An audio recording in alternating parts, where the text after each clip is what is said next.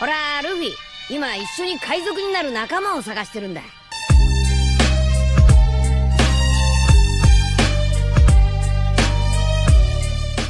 Hello guys, welcome to my channel The Wandering Zoro, your go-to destination for anime-related content.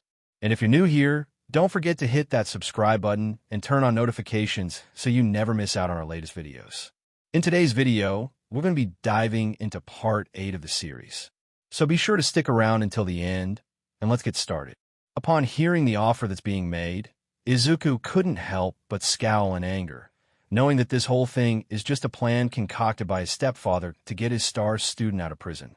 He figured that this whole thing was just to get him out of prison and to pin the crime on him, but it turns out that this was a plan made by him to trade him with Bakugo in prison. Now he knows full well that All Might really is behind this whole arrest. No, Izuku flatly said. Mr. Desmond, his lawyer, knows full well what his answer is going to be, but he still needs to do his job and tries to reason with his client. If you go to trial, Izuku, you're looking at 20 years on each count, not to mention a life sentence on the murder charge alone. You might be a minor, but this can't be left unpunished in the eyes of the law if they find you guilty. No, he spoke once more, not sounding afraid of facing life in prison. Izuku, I'm not taking the deal, he said, talking about Bakugo's imprisonment. I'm not releasing that thing out of its cage. Look, we have every reason to believe that Judge Matsumoto is in the prosecutor's pocket.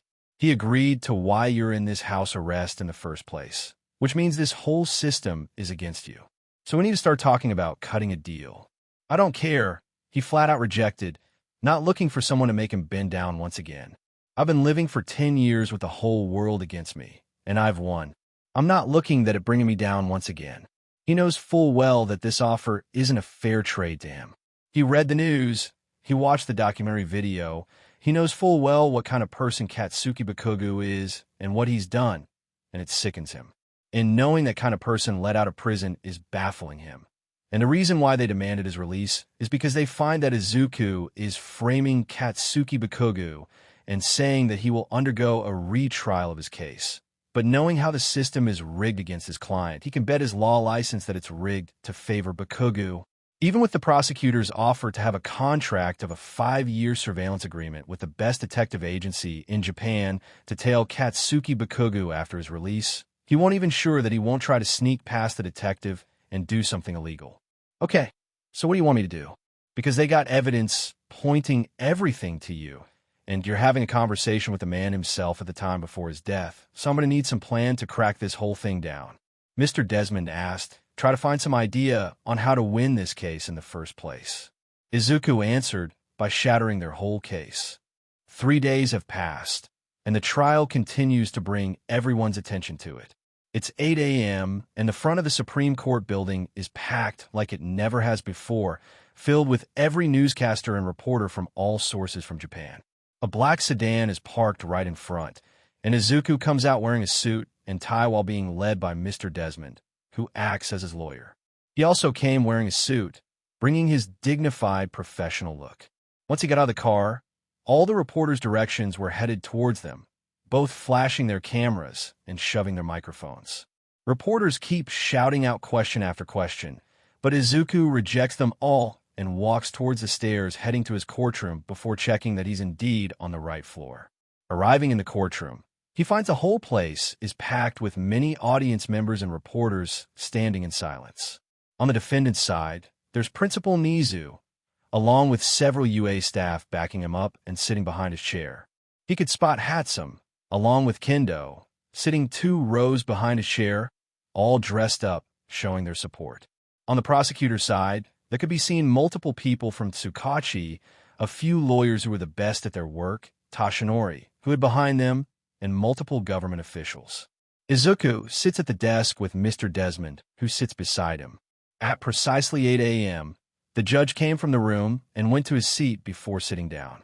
All rise, the bailiff said, and everyone stood up for both the defendant and the prosecutor. Department 1 of the Supreme Court is now in session. Judge Matsumoto presided. Please be seated. Soon, everyone sits down.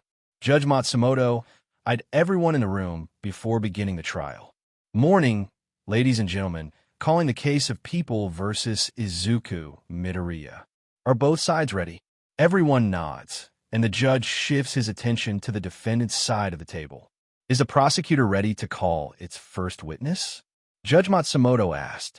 We are, Your Honor. Mr. Takaru, the prosecutor, states, we called Shirori Daisuke to the stand. Ms. Shirori, who is the wife of the late Mr. Daisuke, looks around before she stands up and walks to the podium beside the lawyer's position and takes her seat as Mr. Takaru walks up to her. Please state your name and occupation for the record. Mr. Takaru asked. My name is Shirori Daisuke. I'm a housewife of my late husband, Daisuke. Do you remember what happened on the day when your husband was caught in the accident? Yes.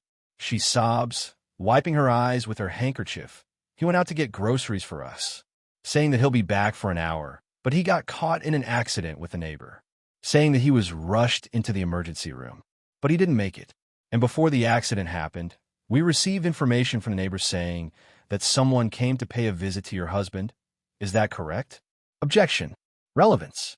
Mr. Desmond rose from his seat, but Judge Matsumoto cuts him off. Overruled. Your Honor? I said, overruled, the judge pressed on. Ms. Daisuke, I know that you still mourn over the loss of your husband, but I want to play back the video of your house CCTV to help you identify the person who was there at the time. She nods, accepting the request before the bailiff enters the room with a television and a tape player on it. He played the recording on the television and showed the footage of the sight of Mr. Daisuke having what appears to be a heated conversation with Izuku Midoriya, who is standing in front of his house holding a bouquet of flowers in his hand. Then, in anger, Mr. Daisuke smacks the flower away from Izuku's hand, and he rapidly smacks him with his hand before he ushers him to leave his house. The image then freezes on Izuku's face, showing it to the whole courtroom. He had motive. He came to his house, and Mr. Daisuke urged him to leave, and he was reluctant. He said some words, and Mr. Daisuke got angry and was forced to make him leave, and Izuku Midoriya got angry and saw an opportunity. His car was left parked in his garage, and he sabotaged the car to make it look like an accident. This proves that it was an intent to kill, and he was the person who was responsible for it.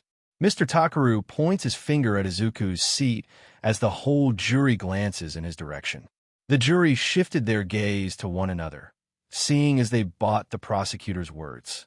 Mr. Desmond glances at Izuku's facial reaction, knowing that he had warned him that this would come to light. The evidence itself is already there, and he can't exactly dodge it. Seeing it's their turn, Mr. Desmond stood and walked up to Ms. Daisuke. Ms. Daisuke, what is your husband's profession, if I may ask? He's the principal of the Aldera Junior High, and is at the exact same school as Katsuki Bakugo and Izuku Midoriya were? Yes, I guess. My husband didn't like to talk about work at our house, but I heard about him for quite some time, and I saw him in school when I came to visit my husband at work. Objection. Relevance? I'll get on to that. Mr. Desmond cuts off. Ms. Daisuke, were you aware of the crimes that your husband has committed and hidden from the authority in the school during his time serving as the principal of Aldera Junior High? Objection. Badgering. Of all the crimes that Katsuki Bakugo has committed, was your husband aware of it and decided to cover up the incident? Objection. You had one question left, Mr. Desmond, before you were dismissed. I'll get to it. Your Honor, in your mind, Ms. Daisuke, after seeing my client before in the school when he was still a student there, can you believe that he actually committed this crime against your husband? Ms. Daisuke shakes in her seat at the questions being showered at her, but she was still on the stand and needed to answer the question, and with a shaking voice, she answers, No. Hearing her answer, Mr. Desmond backs away and returns to his seat. I have no further questions, Your Honor. Seeing the state of their first witness, Judge Matsumoto slams his gavel. Recess in 10 minutes. The audience murmurs with one another as they take a break, and Izuku, alongside Mr. Desmond, walks to their room to discuss the next move they have. It didn't take a genius to know that their side just took a major hit with that first witness and the fact that the judge was on the prosecution side. I figured that we're on the defensive with that statement just now. Izuku plainly asked. Yeah, and right now the judges are buying into what he's saying. Mr. Desmond pointed out what happened in the last 10 minutes in the courtroom. Then we'll make him believe something else, Izuku said. It's going to take a hell of a lot more than just words to convey those jury beliefs. Izuku smiles assuredly, which is why we had a pair of aces on our own. Soon, the recess came to an end, and the trial resumed. Both sides took their seat once again as it was the defendant's turn to call up their witness. Mr. Desmond calls out Kendo's name from the audience stand. Izuku is a bit reluctant to do so at first, but Kendo insists that if there's anything she could do to help him, then she would do it in a heartbeat. So Kendo began to tell the jury her story when she was trapped in the entrance exam, and Izuku came to save her, and she could tell that the jury began to see a different light. Mr. Desmond intends to win this using the character of his client, showing his heroic feat before and during UA. I was trapped under the rubble, the zero-pointer came ahead as the participants were running away to safety, and I couldn't move my leg. I called for help, and no one came to rescue me. She began to speak of her side of the story. While the zero-pointer is about to crush me, Izuku is the only person who actually came and did something to save me. We didn't know each other back then, but he risked his life to save my life, even though he might get hurt in the process. And ever since then, we became friends. We hang out with my class, and sometimes as classmates, and we always there to talk about things. He saved me for the second time during the sports festival tournament, where he came to intervene in my match before I got seriously injured by my opponent. Thank you, Ms. Kendo. Mr. Desmond thanked her for the story. I just have one more question. Do you believe that Izuku Midoriya is capable of committing this crime that he's convicted of right now? I have known Izuku since the school started, but I can tell you this, that Izuku Midoriya had nothing to do with this crime he's accused of, because no person who's willing to risk his own life to save someone would ever commit to taking the life of another. Seeing she had finished giving her testimony, Mr. Desmond had no further questions for her and returned to his seat. It's the prosecution's turn this time, and he rises from his seat. Mr. Takara walks by in Kendo direction, try to intimidate her before he asks a question. Ms. Kendo, you were friends with Izuku Midoriya for quite some time. Is that correct? Yes, that's correct. She repeated the answer she had just given before. And you were always hanging out with him, playing, studying together. Is there a question? Mr. Desmond asked. Had Izuku Midoriya asked you to hide something, would you? Kendo looked a bit surprised, but she quickly composed herself. He wouldn't ask me to do that. That's not what I asked. Mr. Takara shakes his head. If he did, would you do it? Kendo paused for a moment, which caught the attention of Mr. Takaru as he smiled. Oh, see, you're pausing, which means you're hiding something. No, I'm not. She shakes in rebuttal. See, I think you'd do anything for him, and I know why. He points his finger at her. Is there a question? Judge Matsumoto asked. Do you love Izuku Midoriya? Not only Kendo, but Izuku is stunned at the question being thrown at her, not expecting this question at all. What?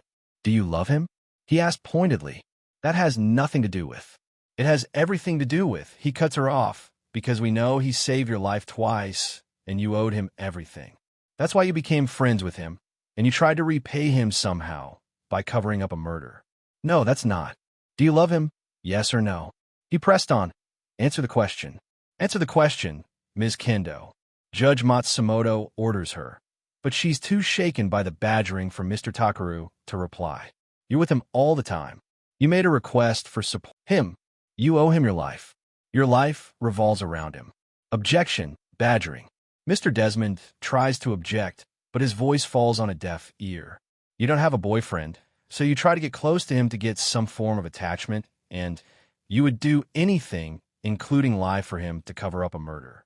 Your Honor, please. I just need she tried to form her words, but she kept messing with her attempt and stuttered. Do you love Izuku Midoriya? Do you love Izuku Midoriya? Do you love Izuku Midoriya? That's enough. Slamming his desk in anger, Izuku's voice thundered in the room as he glared daggers at Mr. Takaru for his attempt to harass her in court. Seeing the court had gone out of order just now, he dismissed the jury and told both the prosecutor and the defendant to continue during lunch hour.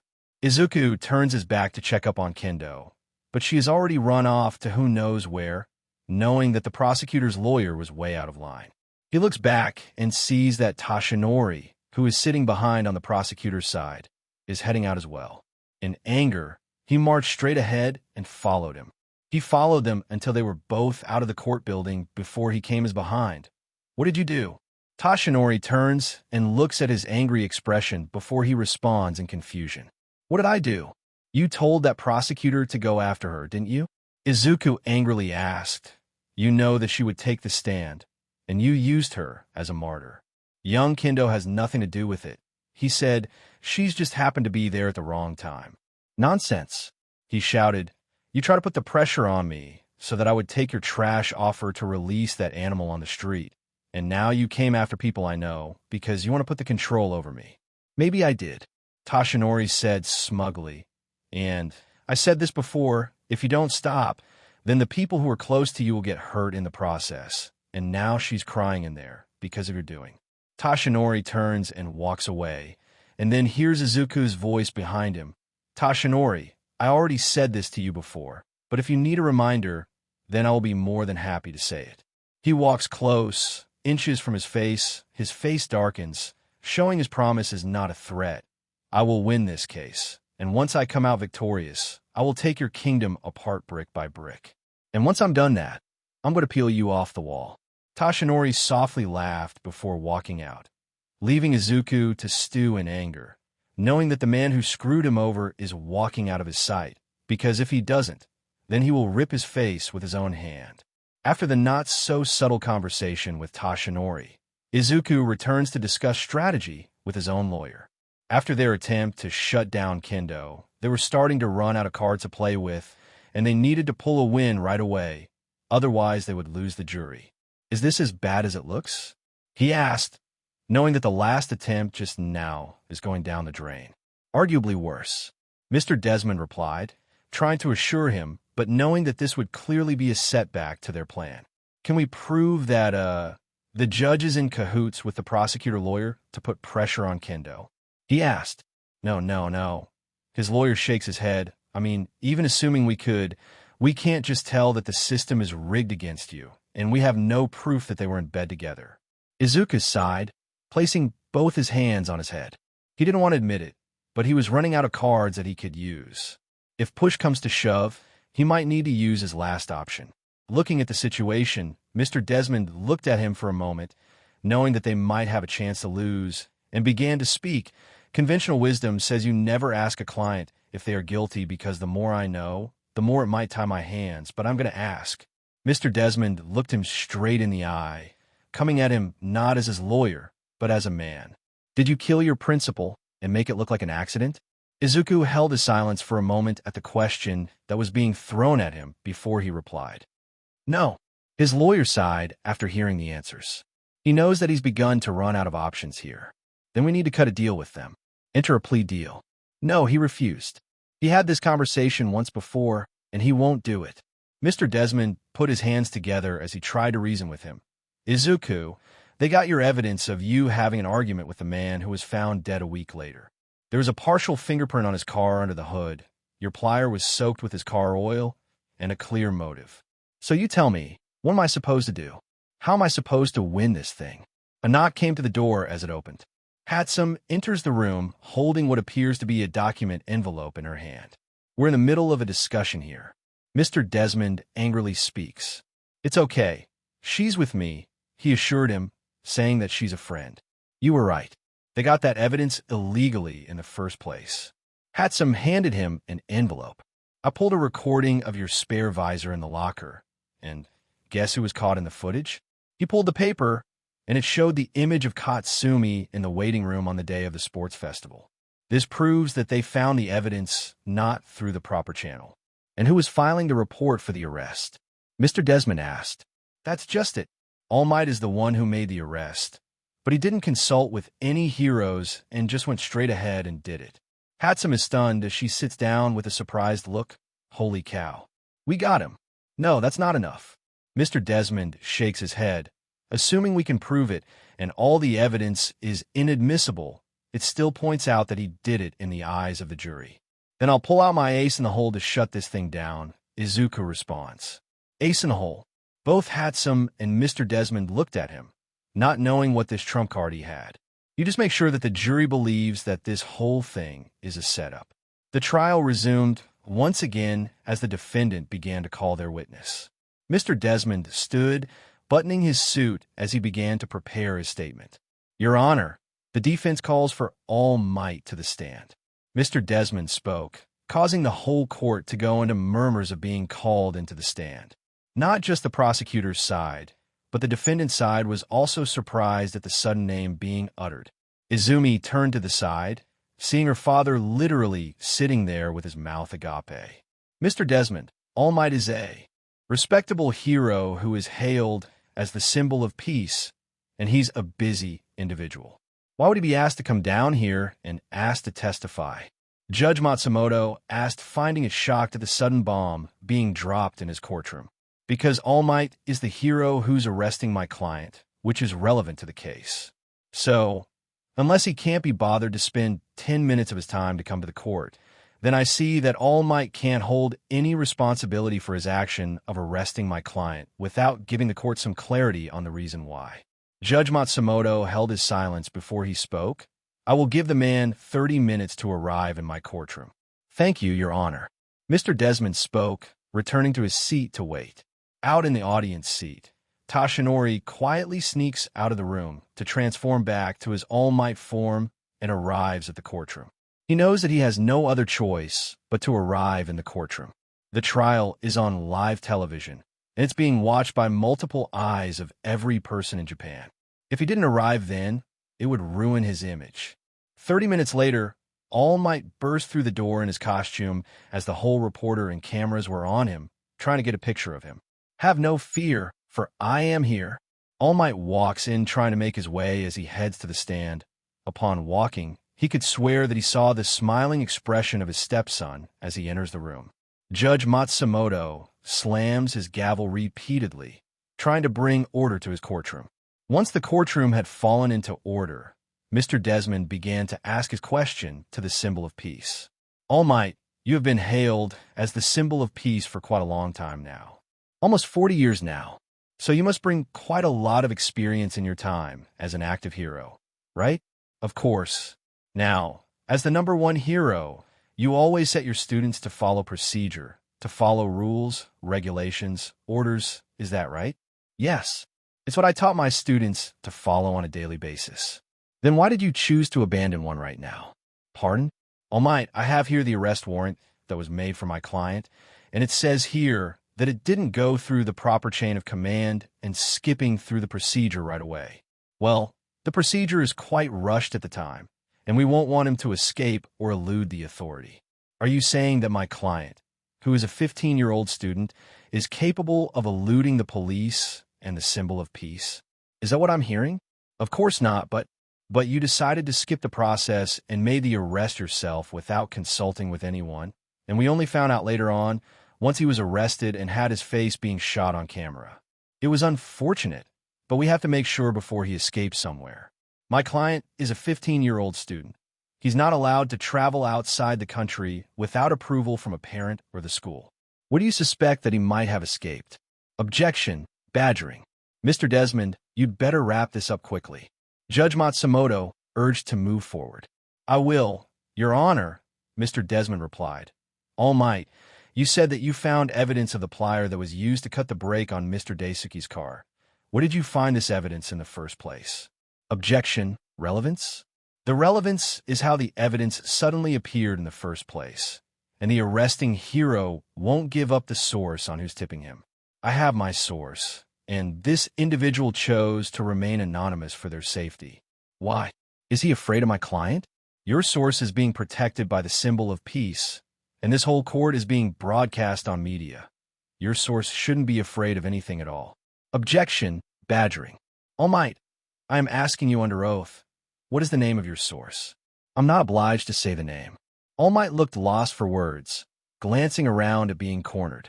Your name's on the arresting report. Isn't that right? Mr. Desmond continued to press on, holding the copy of the paper in the air. I remind you, All Might, you're under oath. I'd like a 10-minute recess, please. Mr. Takaru quickly spoke. But Mr. Desmond won't allow them to bail just like that. And I'd like him to answer the question.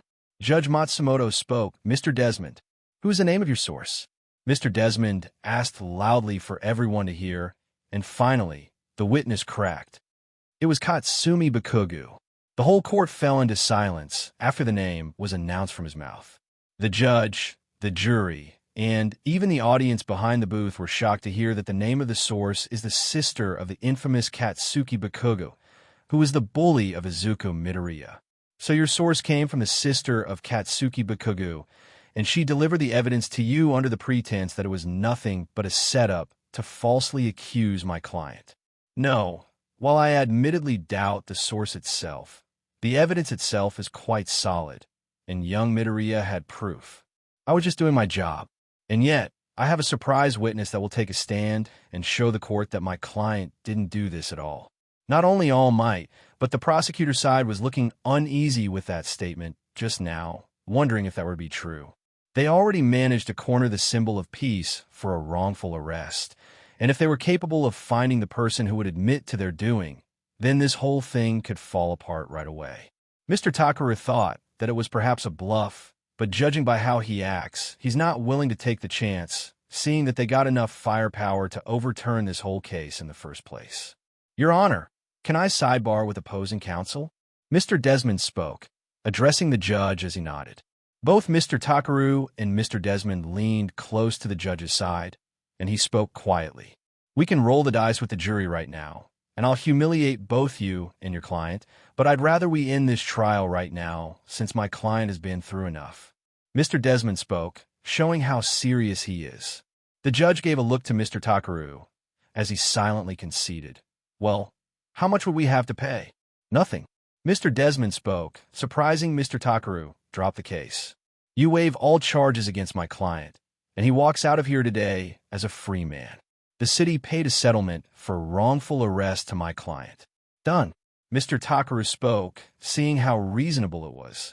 And All Might, the arresting hero who arrested my client, made a public apology for going after an innocent man. Mr. Desmond added, right away. Mr. Takaru shakes his head. No way. All Might is a respected, well-known hero in Japan, who made a bad call of arresting my client. He countered, unless you won't make him do it, we'll resume this trial right now, and I'll call my star witness to testify right now. Mr. Takaru almost choked upon hearing what Mr. Desmond had just said. Star witness?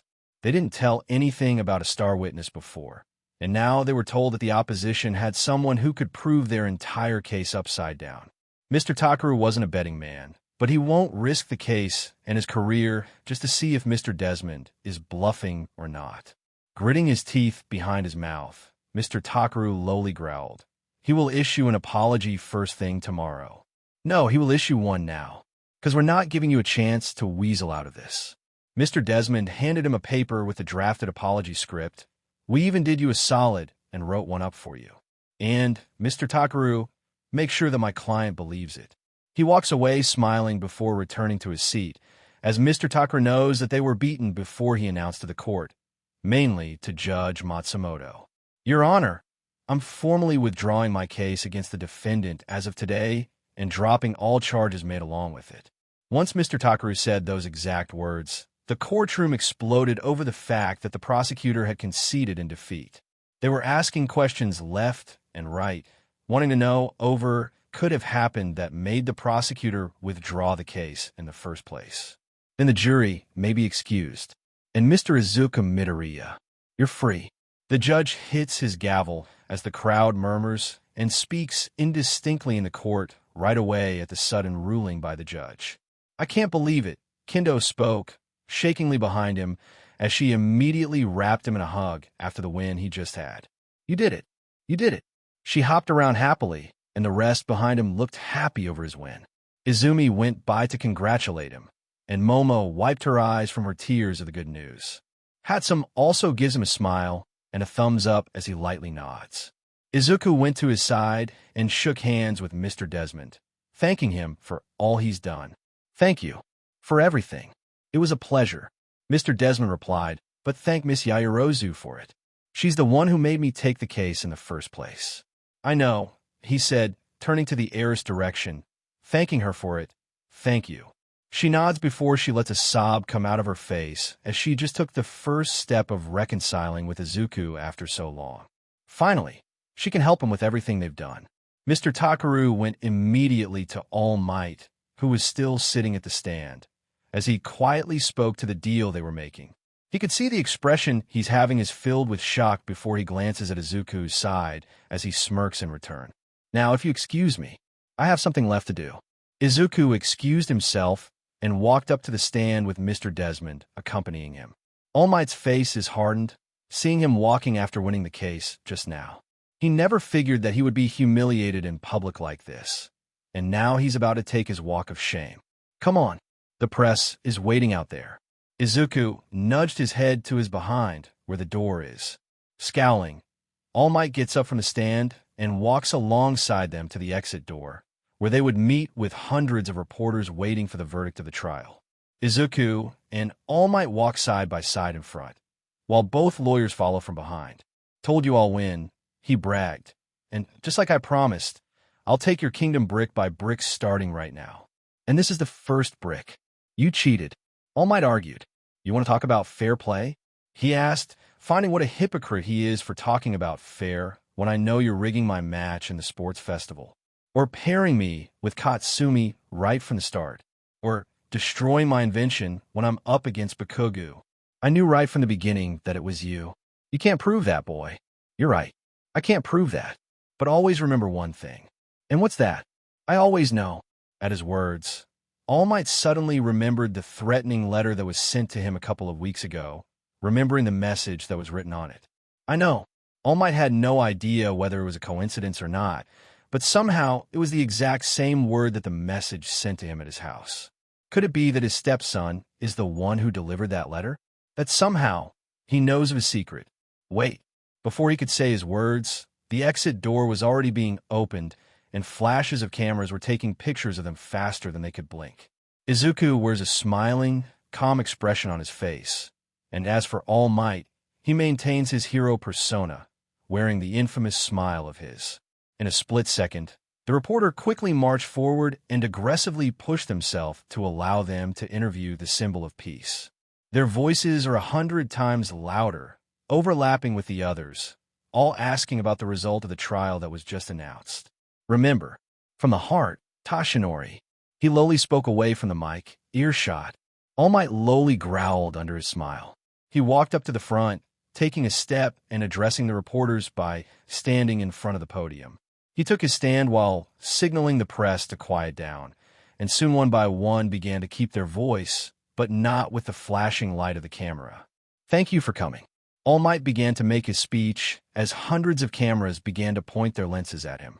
I'd like to apologize to Izuku Midoriya for my conduct while acting as his arresting hero on the scene. I made a wrongful arrest on one of my students. I publicly arrested my students in a public space in front of citizens of Japan, and I made a poor decision in trusting the evidence that was handed to me without consulting with my fellow heroes and staff of UA and the Mizudafu Police Department of the credibility of the evidence itself. My actions have been reported to the Hero Public Safety Commission, and I have been reprimanded by the UA itself by Principal Nizu. Young Midoriya's reputation has been tarnished because of my wrongful action, and for that, I am sorry. I'm relieved that justice has been served. Young Midoriya deserves a second chance. He paused for a moment, having trouble reading the last sentence before he forced himself to see the reporters waiting for him to finish his sentence. And the full faith of the UA Institute and the public. Thank you. The camera shutters and clicking sound could be heard over his apology statement. Izuku smiles alongside All Might. Thank you. I accept your apology, All Might. Izuku replied, taking his position on the podium, pushing All Might out behind. I will also accept an undisclosed settlement from the Mizudafu Police Department. He pointed out while speaking through the microphone. I'm glad to see our elected officials and our trusted heroes working to right this egregious wrong. I hope you all have learned your lesson and will strive to do better in the future. Thank you. Flashes of camera flashes began to take pictures after his statement, as both Izuku and All Might still kept their appearance in public before he took one step backward and extended his hand to All Might to shake. Seeing in front of the public, All Might took his hand reluctantly and shook it. Smile, Tashaori. He quietly spoke before facing the camera as they began to take pictures of them together. And just like he said right from the start, that he will win this and he'll take his kingdom apart, starting with his reputation. School had resumed to normal after the trial that fell to Izuku Midoriya. News has been traveling fast that Izuku Midoriya is wrongfully arrested, and it's proven that he's not the individual who's responsible for the death of his former principal in Aldera. Kendo is sitting in the class along with the rest of her class, waiting for the homeroom to start. She figured that she wanted to pay a visit to Izuku after the trial yesterday and hang out, but Hatsum had texted her that he had taken a day off for a day and won't be coming to school. The homeroom starts, and Vlad King enters the room, seeing his students already seated. He scanned the room for a moment before he walked in. Morning, class. Today, we'll be having 2 new students joining us. Upon hearing this, they couldn't help but be surprised hearing to what their homeroom teacher had said. A new student at this mid-year?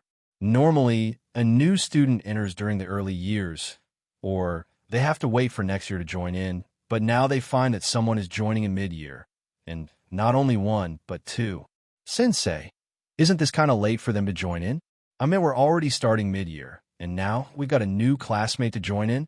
Setsuna asked what's on everyone's mind. The decision is made by Principal Nizu himself. So if you want to complain, then you're more than welcome. Vlad King pointed out. But 2 at once, isn't it quite odd? Kendo asked out. Is it from Shiketsu? Or Kitsubutsu? Oh, maybe it's from an overseas school instead? Hey, maybe it's the principal's friend or something. Vlad King ignores the comment from his students before he turns to the door. Come on in. Soon, the door opens, and the 2 transfer students walk into the class. They were both females, coming from the UA standard skirt that they were wearing when entering. Awaze and Kinoko, who were sitting in front near the door, looked in surprise. Fukudashi, who's sitting behind Awaze, was also surprised, switching his face to an exclamation mark. Not long after, everyone began to share the same bewildered look as the one sitting in front, seeing the identity of the 2 transferred students, but not more than Kendo, who recognized them. Izumi? Yaoyorozu? Kendo uttered in a low, surprised tone. That's because the one who is entering the room is none other than Izumi Yagi and Momo Yaoyorozu. None of the Class B students had suspected their morning was going to turn out this way. All of their mouth agape upon seeing the news that came to them this morning from their homeroom teacher.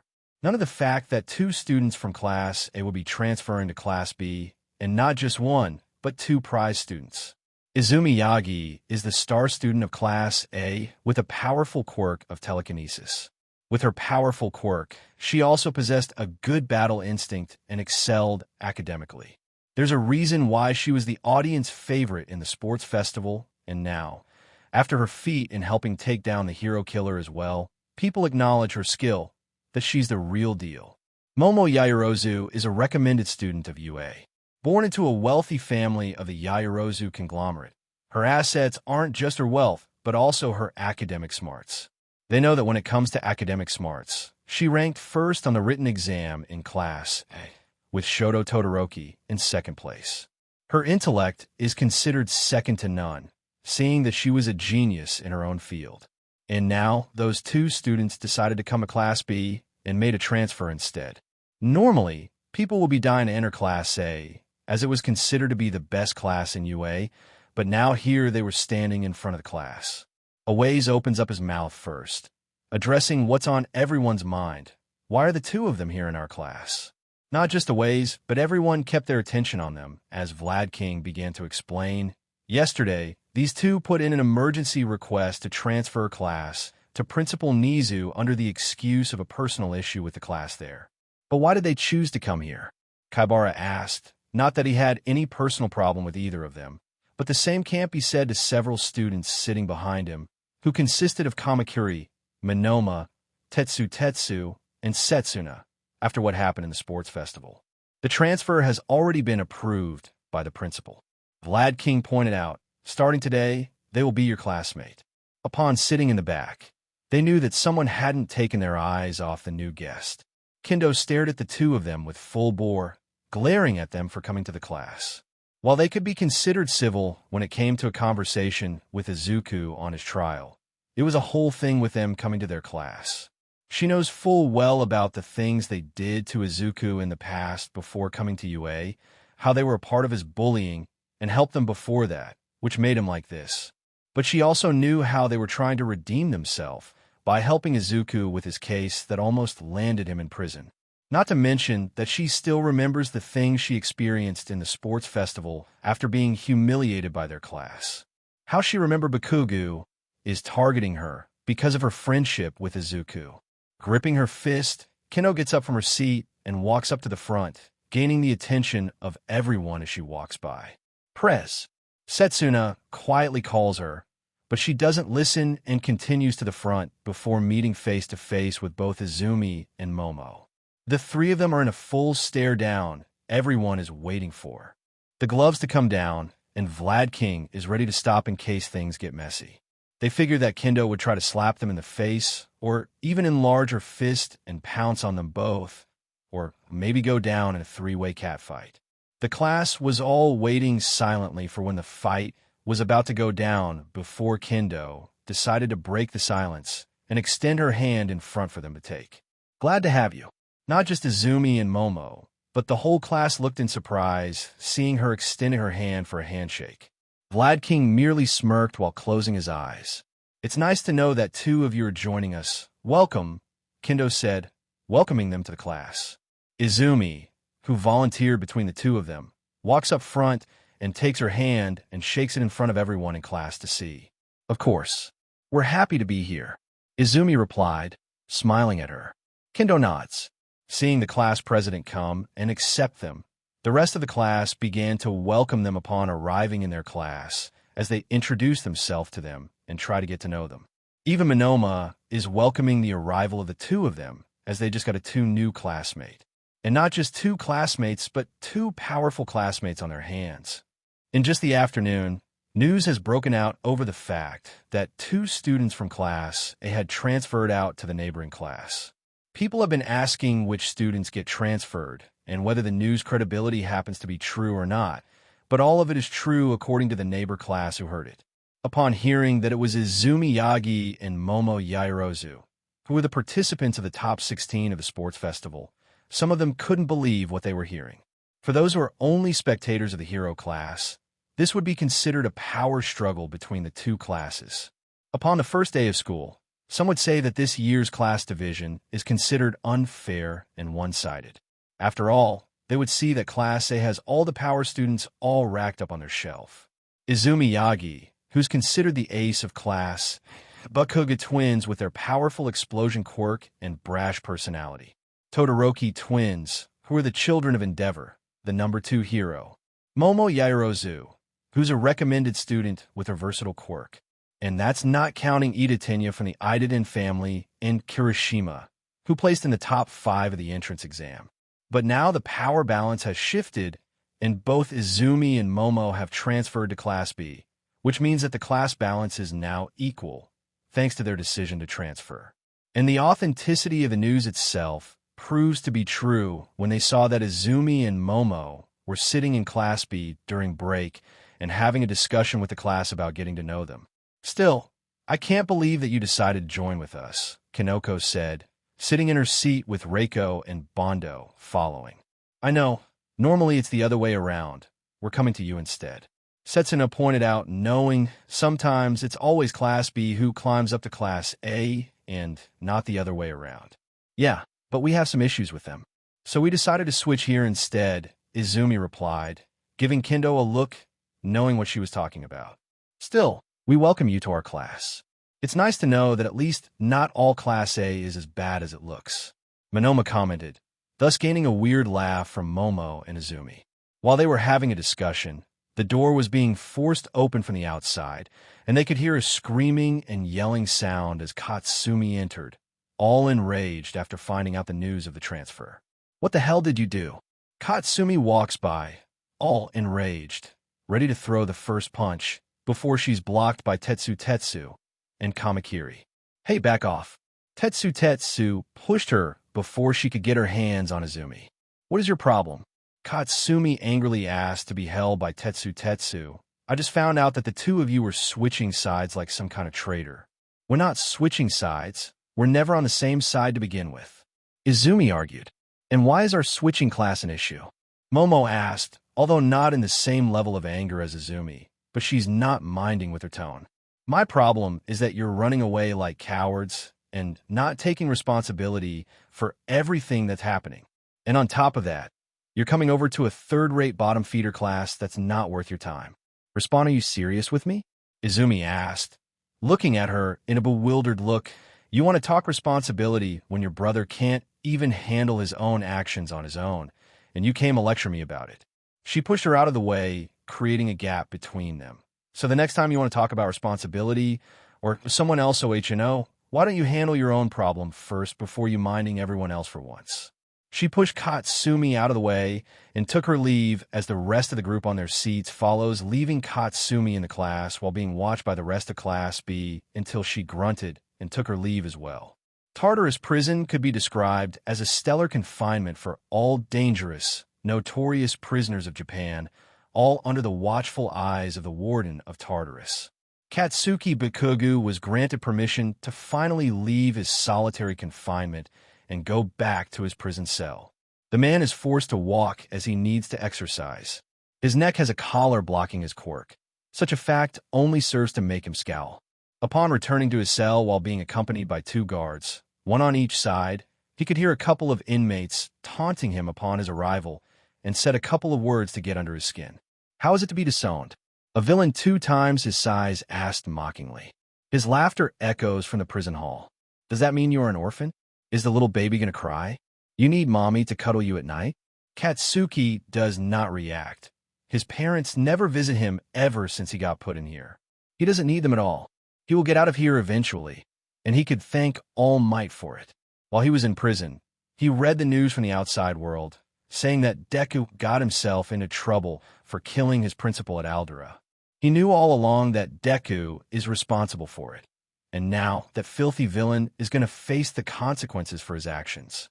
He knew that it was All Might who planned for the arrest, since he saw from a newspaper article on how All Might carried him to the court while putting the handcuffs on him that day. It made him squirm and laugh, seeing him being treated as a villain he is. He returned to his cell after being led by the guards, and they locked his cell door. Katsuki stared at his cell for a moment before he scoffed. I won't be here long anyway. All Might will get me out, and I'll kill that Deku once I see his ugly face. Katsuki thought. Lying on his bed, he figured that he would just sit by waiting for the guards to announce his release when he heard a knocking sound from his door and someone slide something under his door.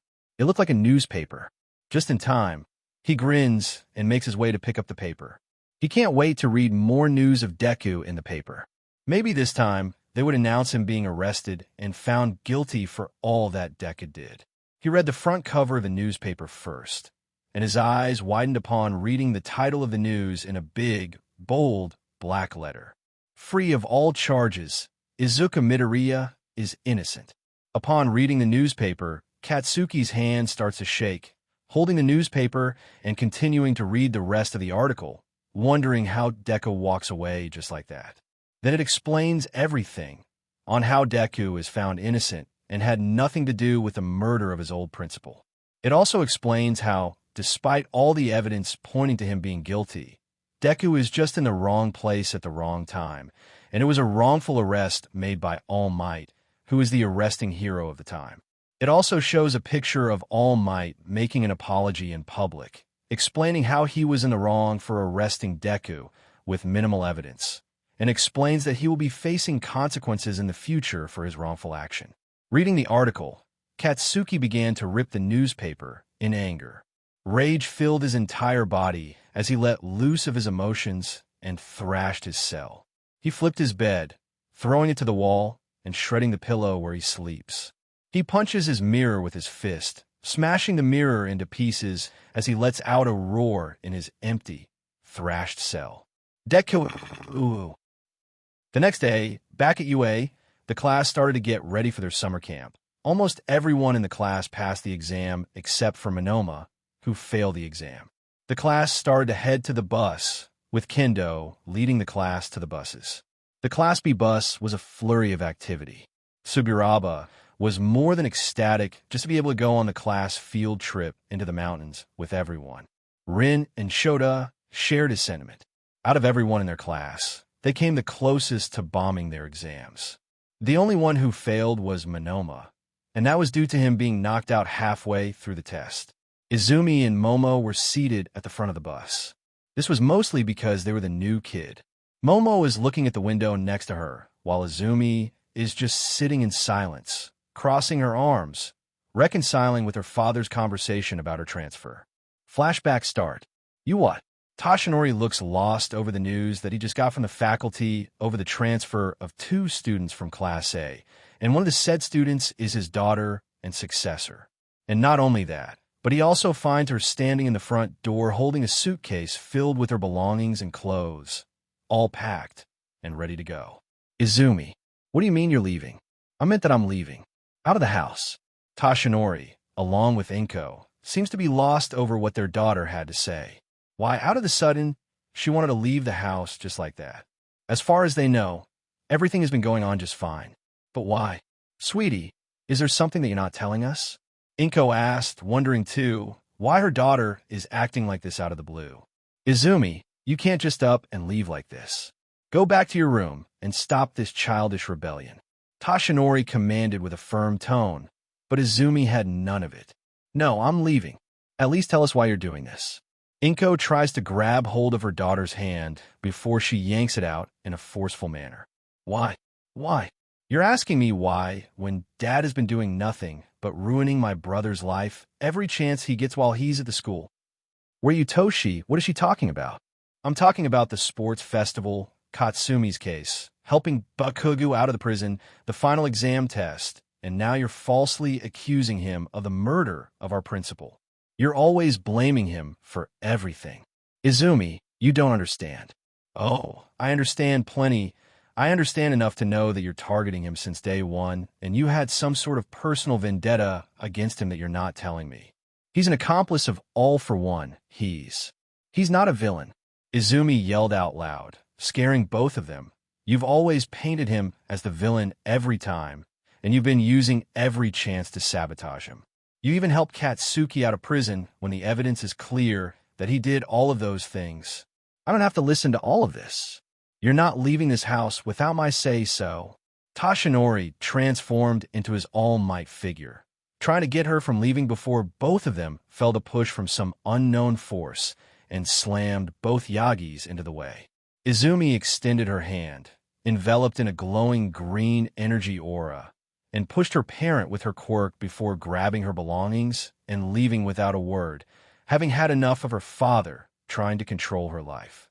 Flashback end.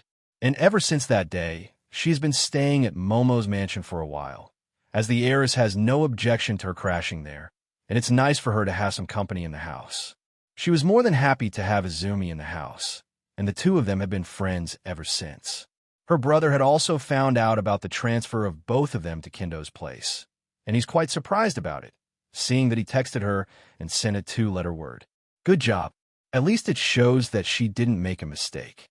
While sitting, she could see the forest where they would have their summer camp this week from the bus window, as the whole class admired the beauty of nature. For what they all can tell, it's going to be filled with nothing but campfires and marshmallows. Tashaori sits in the office of his agency, scratching his head in stress over the situation that's been going on in his house right now. He didn't know why, but for some reason, his successor had decided to leave the house and live somewhere away from him. She says something about the fact that they did nothing but throw accusations at his stepson and sabotage him. But that's because she didn't understand to see the big picture. His stepson is a quirkless kid, and he knows just how quirkless people can't make a difference in this world at all.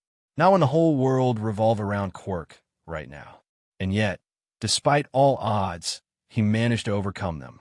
He entered UA under the threat of exposing one for all secret to the media. He entered the sports festival and won against young Bakugo. He exposed young Bakugo's past to the whole world and put UA's reputation on the brink of chaos. He won against the hero killer, and he humiliated him in court for trying to send him to prison. His existence has been nothing but a thorn in his side, as he somehow always intervened with everything he did and waited for the chance to bring him down. Suddenly, his phone rang, and he looked at the caller ID, seeing that it belonged to her daughter. He picks up thinking that she wanted to talk to him. "Izumi, I really can't talk right now." He tried to hang up, seeing that he was under a lot of stress now. "Maybe I should call back." Then a voice unfamiliar came to the other end of the call, not belonging to his daughter. Tashaori gets up from his seat, glancing around the room. "Who is this?" "I think you already know." At the end of the call, he then felt it was familiar, and he recognized that it was his stepson's voice on the other call. Tashaori closed the door of his office and locked it, not wanting to be interrupted by anyone. "If you've done anything to my daughter, we both know your daughter's fine. She's making her way to the summer camp. I just borrowed her phone ID and duplicated it with mine. That's all." He explained how he managed to call him using Izumi's name ID. Although Izumi did seem a little upset about her staying in the house. Trouble with the family? But then, you had to let her go, didn't you? Because you couldn't let her find out. Find out about what? Hisashi Midoriya. He answered, "You remember? My biological father. The one who never came home. Except he didn't get too far, did he?" "Oh, you're slipping, boy," he chuckled. "Maybe. Let's hypothesize for a moment." He began talking over the phone. "Let's pretend that my father didn't actually disappear and run off to who knows where. I asked around and interviewed my mom's old friend, asking about my father, and according to what they say, they had a happy life and a good relationship with one another. I dug up your record, and I found that you were in UA as a student, and surprisingly, both my parents were in the same school, just like you. All three of you were close with one another. I also found out that you were always jealous of my father, how he was the best in his class, how people have been talking about him all the time, how my mom always had a love interest in him, how he won so many awards and competitions in his time at UA. And somehow, there's no plaque or honorary trophy with his name in school when I came here. I also found out how you were always in a competition with my father until the third year, when my father humiliated you and you failed the final exam, and that set the wheel in motion. He got the career, he got the glory, and he got the girl. He spoke, which is why you left Japan and tried to make a fresh start in America and made a name for yourself away from him. And then all of a sudden, my father got caught in an accident when I was a kid. A car crash, to be precise, he said over the phone, beginning to get to the main story. He was driving at night, and the car flipped before it totaled his car and exploded. But oddly, his body is never found. The report says that it was because the fire disintegrated his remains before the firefighter arrived. And yet his car had signs of crashing into a hard object, and there's no tree or boulder or even a wild animal in that area. The only evidence found in the car was a small blue and red paint scheme on the front bumper, just like your hero costume, and a bent steering wheel. You've been out in the sun way too long, boy. He says his words are nothing but a diluted story he's making on his own. You heroes make a nice living, earning quite a big bucks. He pointed out about his income, shifting the topic, but not so nice you go around tearing up expensive sod. Not unless you had to do a little digging. Not unless you wanted to hide something. Or someone. At that moment, Tashaori began to sweat and felt a thump on his heart from fear of being found out. That's what all the lie was for, wasn't it? See, because there are two kinds of lie. He started talking. With each passing word made Tashaori's heart wanting to jump out of his chest. Small amounts of the first kind could be a gardener's best friend. And large bags of the other kind decompose bodies. "Oh, you should write mystery novels." He sarcastically chuckled, but deep inside he was scared. "I don't know about you, but if I buried someone in my own backyard, I'd think about it all the time. I'd think maybe I should move that body." He spoke over the phone in a soothing, dangerous low voice. "Then I'd remember. That DNA leaches into soil, so even when the body was gone, the proof of what I'd done would still be there. I can imagine how it feels." He whispered over the phone, as Tashaori could feel every hair in his body rising up for being found out. The pressure, the constant fear, it's more than a man can bear. Tashaori could do nothing but stand still at his desk, feeling like the whole world is spinning out of control. How his darkest secret that he kept hiding for so long has been discovered. And it's by none other than a stepson. "You don't understand what you're talking about. I understand plenty enough that you killed my father in cold dead night, and you yanked his body out of the car front door. and repeatedly punching him in the face with your fist and cracking his skull. How you made it look like an accident, that he died by his head crashing into the steering wheel. And you picked the body and hide it in your backyard so people won't find it. Izuku's voice is shaking with anger from it, holding his emotions from exploding, knowing that all this time in his childhood, he was living with the same man who killed his father with his own hand and had been trying to erase him because he was scared of his past being found out. But he held his emotions and stuck to his plan. If it was just me, I'd fight you in the street with a claw hammer, take you apart like a horror film. And I'd take your half-dead body to an unmarked grave in a wasteland and bury you 6 feet until you run out of air, choking all the dirt and dust you were buried in. And I'll sleep like a baby. But I'm going to give you a chance. He offered him a way out, back off, and retire from your position as the #1 hero. You hand your hero license and resign from UA, and you never touch anything related to hero business for the rest of your life. And in return, I'll keep your little secret. How does that sound? Like a dead man talking, Tashaori muttered. I know it's not how you wanted this to play out, but sometimes things happen that are just out of your control. This is one of those times. He parted ways, saying what he had to say on the phone. Take care of yourself. I'll see you soon, son, he said, calling him son for the first time before hanging up. Oh, and son, it just may be sooner than you think. He hung up the call, and once it did, everything came racing like a rocket. His mind was in a different place from his body. His hand was shaking as he stood by looking in the mirror with his eyes as wide as fish. And his vision starts to go blurry and disoriented. Then suddenly Tashaori lost his balance, and his body dropped, holding the seat of his office like his lifeline, wondering how his son had found out about it. Is there someone who opens their mouth? Or someone being threatened to reveal the information? He collected himself before he made his way out of the office and took his leave in a hurry, fearing what he suspected might come true. In the evening, Principal Nizu is just about to come home from his office after having a long day today. His eyes are tired from working all day in front of the computer, typing all the proposals and business deals for UA in the future.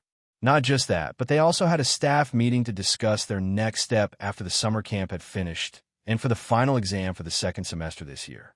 He's noticing that the exam for this year, facing a teacher, could be a set reference for them in the future. Maybe they would be facing a pro hero to test how far they have come, instead of using a robot like the previous year. He was just about to leave the office, calling it a day, when the door was suddenly opened and Present Mike rushed in looking worried and in a panic. Principal, this is bad, the training camp facility. It's being invaded by villains, Present Mike said, and he was shocked to hear the news. And not only that, 2 students are being kidnapped by the villains. Out at night, Tashaori is at his house in his backyard, tirelessly digging through the dirt and grass. The water fountain that was placed in the yard has already been moved, and there's nothing left but a huge hole made out of dirt in its place. Tashaori has been digging there in the last 3 hours, digging his way using a shovel, removing all the dirt on the site, moving erratically in panic. His shirt was all covered in dirt, and yet he didn't mind, and he continued to dig the ground before he felt something, and he threw the shovel away and used his hand to dig through the dirt instead. He brushed up all the dirt and used his fingers and nails to remove it, and felt something touch his finger. It was a hand bone. He quickly backs away, looking at the action that he did 15 years ago, feeling that his past is coming back to haunt him. He saw the bones as a reminder of what he did, feeling his mind was racing with all the thoughts of scenarios that were racing in his mind over what may have happened now. His entire future is starting to crack. Shoto lies motionless on the hospital bed, tending to his injury from what happened at the 4 summer camp. He was lying in his hospital bed, his abdomen wrapped up in white bandages. Luckily, the doctors were able to fix him up pretty good, but they definitely still seemed worried about his injury. The hospital had been a complete train wreck since they made it there. The entirety of Class B was hospitalized, but luckily about half of them had already woken up and were given a clean bill of health. Many of the class were still in the hospital too. Everyone from the remedial classes was unscathed for the most part. Some of his classmate was still knocked out. And as for the kidnapped student, it's a whole different situation. Flashback start. Shoto didn't know how it started at the beginning at all. One moment, he was in the woods after the wild pussycat decided that they had a scary jump scare event in the forest, with the class A being the participant first, while the class B was the one who did the scare off. It's still getting used to, seeing that Izumi and Momo were in the opposite class, as the two of them are having a conversation with Kendo and Setsuna. He doesn't think that he ever saw the two of them having that much fun in school when they were in their class, and once the two of them moved, it was like a complete attitude. Then, once the game started, he found a cloud of smoke coming from a burning bush and tree, seeing half of the forest being swallowed by flames, and an alert sound from his head coming from Mandalay, telling him that villains had invaded their camp. Their targets are Katsumi Bakugo and Shoka Todoroki. Students of that name, please make your way to the main camp and not engage in battle. Hearing his sister's name being listed as a target, he can't help but worry that her sister is in danger right now. Both her and Katsumi were on the same group of the test of courage, which is why the villain will consider it easy to grab them in one go. He makes his way to the forest and rushes to find her before those villains get to her first. He was planning on making his way to the other group, seeing that he was the only one who didn't have a partner during the game, and something that looked like a purple smoke engulfed the forest, thinking that it was the work of the same villain who invaded the training camp, when suddenly he heard a voice in the woods. Flesh. Pieces of meat. A voice sounded in the distance, making him stop in his tracks. And he saw something that looked like a blade was making its way to his face before he used his eyes to defend himself from being stabbed. The blade retracted back as he saw the one responsible for it coming out from the shadows. It was a tall man wearing a black straitjacket that only left his mouth exposed, and he kept muttering the word flesh over and over again in an addicted manner. He recognized it as Moonfish, one of the criminals that his father was chasing. Moonfish suddenly sends his toothed blade shooting out in his direction, taking him by surprise. Shoto acts quickly and freezes the ground to create a shield of ice that protects him. Flesh. Gimme flesh. Moonfish made a voice in desperation. Moonfish then suspends itself in the air by balancing on its enlarged teeth. Shoto expands his ice and tries to freeze the villain, but Moonfish dodges and jumps into the trees. Aggravated, Shoto knows that Moonfish is good at moving through the forest with his quirk and surmises that Moonfish is a seasoned fighter. Get out of my way. Shoto sends chunks of ice towards him, only for them to be destroyed by Moonfish's blade. He was planning to use his flame to end the fight, but he remembered that he was still in the forest, and he might accidentally set the whole forest on fire, which would limit his movement and options. Moonfish continues his assault and barges Shoto's defenses with his bladed teeth, as he is on the defensive right now. The battle is interrupted when suddenly Shoto and Moonfish notice a series of rumbling blasts coming for them, followed by a roaring sound like a beast. It turns out to be Shoji and Izumi leading Dark Shadow toward them. But something that's odd is that Dark Shadow is somehow even bigger than what it used to be and much wilder instead of being tame. Shoto, quick, use your flame. Dark Shadow is out of control right now. Shoji pleads for him to make light to control Dark Shadow. Moonfish tries to attack, but is quickly crushed by Dark Shadow's claw, shocking him. The villain attacks with his bladed teeth, but Dark Shadow easily immobilizes him with its claw and crushes him in its hand, breaking most of his teeth. Shoto, hurry! Dark Shadow slams Moonfish through several trees and throws him across the forest, defeating the villain in an instant. The shadow beast roared in the night before it was quickly silenced by Shoto, who dashed in and generated a low flame on his wrist, silencing Dark Shadow for Tokoyami to take control. Thanks, Tokoyami replied. What happened? Shoto asked, wondering what just happened. We were attacked by that same villain who attacked you. He injured one of my tentacles, and Tokoyami is enraged, which causes him to lose control over Dark Shadow. Shoji went on to explain, trying to catch his breath after running just now. Apologies. I didn't know that Dark Shadow was going to act like that. I'll let my emotions get the better of me. Don't worry. It's fine. Izumi replied. We need to head back to the camp. Warn the others. You three go right ahead. I'm going to look for my sister. Shoto replied, which caused the other to look in surprise at his suicide mission. Are you crazy? Those villains are out there attacking us one by one. We don't stand a chance if we don't stick together. I don't care. I'm not letting them get their hands on my sister, Izumi. Shoto growled in anger, seeing for the first time that he showed such heightened emotion like that. Both Izumi and Shoto are at a standoff, with neither side refusing to back off. Each of them has their own priority on their own. Both Shoji and Tokoyami were staring at the confrontation, seeing that they had different opinions on how to proceed. If you're talking about them, I just took them away with my magic trick. They all turned their heads and saw what appeared to be a street entertainer dressed in an orange coat, wearing a white mask. It was quite easy, seeing them gather in one place. I don't have to look for both of them instead. How convenient. Give my sister back. Shoto shouts. Just your sister? And not her friend? Too? That's a strange choice of words. But unfortunately, I don't have time to play with you kids. Mr. Compress put his finger into his ear. First strike team, the target has been captured. Return to the designated spot in 5 minutes. Get back here. Shoto let out a huge glacier in his way. But Mr. Compress is more agile and quick to escape as he managed to get himself away from the group of youngsters. He's much faster than we thought. Shoji grunts as the 4 of them chase over Mr. Compress. Izumi, use your quirk and throw us off in his direction. We need to catch up to that guy. What? Izumi, do it. Shoto roared, which scared Izumi for a moment, before Izumi then put her hand on all 3 of them in a green light aura. Get ready. Then, on command, Izumi threw all 4 of them in the air to be a ball of light that almost immediately caught up to Mr. Compress. The pain in his back was a clear sign of that. Izumi had shot off the ground and kicked Mr. Compress down to the ground. All 4 of them landed on top of him as they looked to the front and realized that they were not alone. Shoto looked up to see Dabi, Twice, Toga, and Spinner all staring at him in surprise. Except Toga, who was creepily smiling at him. Looking at the group of villains, he recognized the man with the shaggy black hair and covered in purple patches. It was the same image from the envelope that Deku handed to him about his brother. Tituya? He thought. Mr. Compress turned his face out of the dirt. Are any of you going to help me?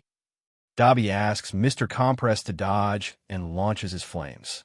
Mr. Compress uses his quirk to compress himself and avoid the flames. All of them watch the flames coming their way, and they manage to avoid them at the last second. Shoto is able to dodge Dabi's flames, but Izumi and Shoji are not able to, causing their right and left arms to be hit by the flames, respectively. Arg, Izumi yelled in pain. Her arm is already hurt from sending Muscular to the wall and knocking him unconscious. Izumi, Shoto yelled. In an instant, Twice appears behind Shoto and attacks him, only for Shoto to block Twice's attack with his ice, which sends Twice reeling. Hey, you look just like that girl on our wanted list. Twice commented on seeing the similar look of the Todoroki twins. We got them, Dabi, Mr. Compress said after releasing himself while allowing the others to fight. Good, let's get out of here, Dabi said and called them out to retreat. Soon, all of them quickly retreat and gather while showing the marble containing Bakugo and Todoroki's female counterpart to them. They tried to go after them when suddenly a Nomu appeared, as well as Kurojuri, who had arrived to teleport them away. Toga, Twice, and Nomu go into Kurojuri's warp gate and successfully teleport away. Well, bye-bye, heroes. Toga bid her farewell. Goodbye, heroes. Get lost, would you? Twice said. Mr. Compress slowly enters Kurojuri's portal after bidding farewell, having overheard what is happening. Aoyama takes action and fires his naval laser at Mr. Compress's face, which breaks Compress's mask and causes Mr. Compress to spit out the marbles containing Katsumi and Shoka. Izumi the marble. Shoto yelled. Izumi and Shoto rush to grab the marbles, although Izumi starts succumbing to her injuries, which causes her to fall to the ground from the pain after battling Muscular. So Shoji dashes in to help her instead and in front of Shoto first. Shoji was able to snatch Tokoyami and grab it in his hand. Shoto is almost within reach of the marble containing his sister and nearly grabs it, but Dabi snatches it away before Shoto can grab it. How sad for you, Shoto Todoroki, Dabi said while looking at Shoto's expression. With Shoka in his grasp, Dabi orders Mr. Compress to deactivate his quirk, and he does so, which frees Shoka from their marble prisons. Dabi and Mr. Compress begin teleporting away, along with Shoka. As the teleportation is nearing completion, Shoto gets up and desperately tries to stop Dabi from taking Shoka, but to no avail. A feeling of dread descended on them. Shoto roared out loud in the sky, feeling like a failure of unable to save his sister. He roared in the cold night as they don't know why these guys came over to their camp and attacked them, or why they wanted their sister in the first place. But one thing is for sure in their mind is that they just lost big time. Flashback end. His train of thought had come to a halt when he heard a knocking sound coming from his door, and the rest of his class came in, all checking up on his condition. "Hey, you're awake." Kaminari came through the door first and greeted him, with the rest of the class following behind him. "You're okay?" Mina went to ask as Shoto tried to get up from his bed. "Yeah, I'm fine," he groaned, looking at the rest of the class. "Is everyone here?" Jairu and Hagakure were still unconscious from the villain's gas. "And I overheard that Yayorozu suffered a serious head injury, and she's being hospitalized." Ito went on to inform that, as the class president, Katsumi is being checked up by the doctor for any sign of trauma or injury. And as for Shoka, Uraraka is unable to finish her word, knowing that Shoka is being captured right now by the League. All of a sudden, the memory is coming back to him. What he failed to do haunted him. He looked at his sister in the eyes, someone who needed help, and he couldn't save her. He was standing there just inches away before grabbing the marble. If he were just 1 second faster, then his sister would be here right now and not at the hands of those villains. And then he saw Tuya. He knew that he had now adopted a new name under the alias of Dabi. He read the test result of how Tuya Todoroki is Dabi, and he's helping the League kidnap his sister. He didn't know if he didn't know that it was his sister, or that he was under some sort of mind control, or being forced by the League, or what, but all he cared about was rescuing his sister. "I need to go. I need to save my sister." Shoto tried to get up from his bed despite the injury on his body. He didn't care, but he needed to save his sister. "That's just it." Ida came to stop him, placing his hand on his shoulder. "We talked about it yesterday. Kirishima came and asked us to save your sister, but I don't think we should." "You'll what?" Shoto shouted towards Ida, unable to believe what he was hearing. "Just hear us out." Ida came to stop him from doing something he'll regret. "Right now, our class is being heavily monitored by UA, with the incident of the sports festival, the internship Bakugo bounty, Katsumi's arrest case, and even Deku's court case. All eyes are on us right now, and I don't think UA is prepared to throw a lifeline for us if we break another rule." He can't believe this. Their classmate is being kidnapped, and they won't do anything to help them. After all they went through before UA, they're just going to up and go and leave things up to the authority. "I don't care. My sister is being kidnapped by a group of villains, and you guys didn't want to lift a finger?" Shoto angrily spoke, ready to tear Ida's face. "Look, man, I get it." Kirishima came in between. "I understand how you're feeling, but if we did anything that's not to the rule, we could be in serious trouble. We took a vote, and we decided that we should leave this to the adults. I'm against it, but as you can see, I was outvoted." "Yeah, well, I didn't take one." Shoto spats. "If we break another rule, then we could probably get expelled, or worse. We should leave this to the pro heroes." Ida lectured him. "The pros haven't found anything. It's been a day, and they haven't done anything to save her. She could be hurt or worse. And I'm not going to let anything happen to her.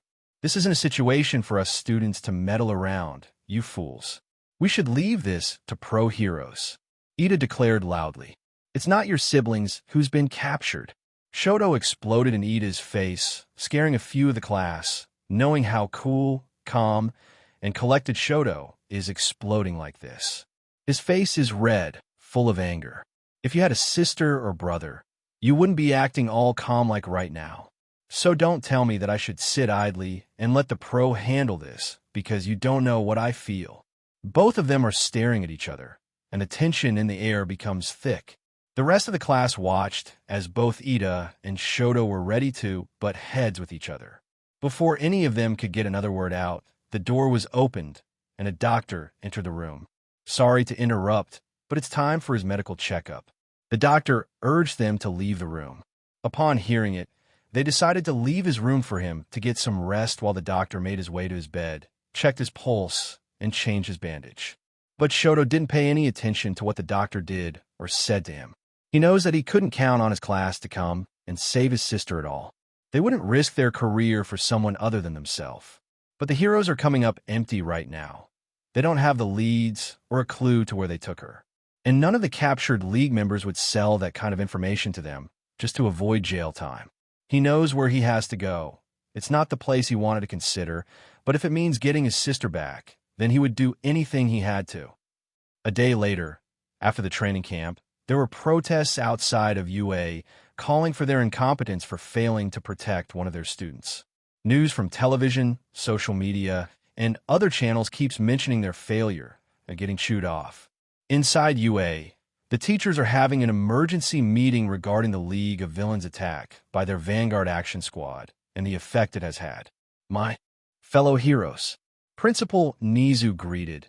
It has come to our attention that the reputation of our school is in jeopardy. The villains managed to strike our school twice in these periods, and both of them resulted in our losses. It has come to our attention that the villain managed to abduct one of our students, and they've succeeded. We've underestimated this League of Villains. We thought that they were nothing more than a common thug, but it seems we were wrong. President Mike added, I hate to admit it, but we've been played. Midnight acknowledged, this whole time, I thought we were in control of our students' safety, but it turns out we were in the wrong, we're blinded by our safety. And after UA is under attack during the whole USJ, we can no longer claim that UA is a safe place for a student after we make such a bold claim about our security, Nizu said while showing the newspaper about the attack. A student abduction, it's truly UA's greatest failure. Even after we kept the location hidden, they managed to still launch an attack on our students. Midnight said, the teachers are starting to realize that the time of peace has made them soft, which has resulted in the incidents that have transpired. They also acknowledge the League of Villains' threat and their plan to wipe out the current hero society. We need to work with the other heroes in locating the said student. And someone needs to inform Endeavor about this whole thing with his daughter being kidnapped. He already knows, and he's asking to meet up with him right now. Ectoplasm Clone mentioned that he's on his way to your office right now. Snipe pointed out knowing the Flame Hero is in a full meltdown right now. I'll talk to Enji, Nizu replied. In the meantime, we need to work together with the heroes in locating Shoka Todoroki and conduct a rescue operation, because if news broke out that we didn't lift a finger to save our student, then we'll be in serious trouble. Late at night, Izuku is working on his invention in the studio department, trying to keep himself busy. He's working all night with his own invention, trying to catch up with his own invention for a while, and not working for others. He just finished working on his invention late at night, and completed his wrist tablet that Momo requested before, and is ready to give it to her. On his side, he's not working all by himself, as Hatsum is also accompanying him tonight after she's finished with her work just now. And that's the last of it. He put down the solder and placed the new glove invention for a second-year student. Man, can't believe that it's over. Hatsum sighed. What? You want more? Izuku asked sarcastically. No thanks, she brushed off. Should we pay a visit to the hospital? Heard that Kendo and the other got into that incident at the summer camp. Hatsum knows that when the news broke out about the kidnapped student at the summer camp, Izuku went straight ahead and called Kendo's phone number, thinking the worst. It took quite some time before the news broke and revealed the identity of the kidnapped student is Shoka Todoroki, and it put his mind at ease. At least, it wasn't Kendo. We should go, Izuku replied, but Hatsum could spot a hint of blush coming from his face, but she might be wrong. These things can't wait. He fixed his belongings and placed his toolbox back into the locker before the door opened, but both Hatsum and Izuku didn't see who was entering. Sorry, we're closed, Hatsum calls out. I'm not looking for an invention. Both Izuku and Hatsum turned their heads around and saw who came by to visit the studio late at night. They figured that it's probably Power Loader who told them to close up the door, or one of the cleaning staff asking for them to leave and needed to lock the door, but he surely didn't expect who was walking on his front door now. Shoto, what a surprise. Izuku addressed, stepping forward to take the conversation. Heard the news. I see that you're in trouble. Yeah, he bitterly replied. And you came to me for help? He raised his brow, knowing that Shoto and Izuku weren't exactly looking eye to eye right now. And he could tell from his tone that he was desperate for help, seeing that he didn't call him Deku when he entered. Look, I don't have many options. The League took Shoko from the summer camp. I need to know where they are holding her.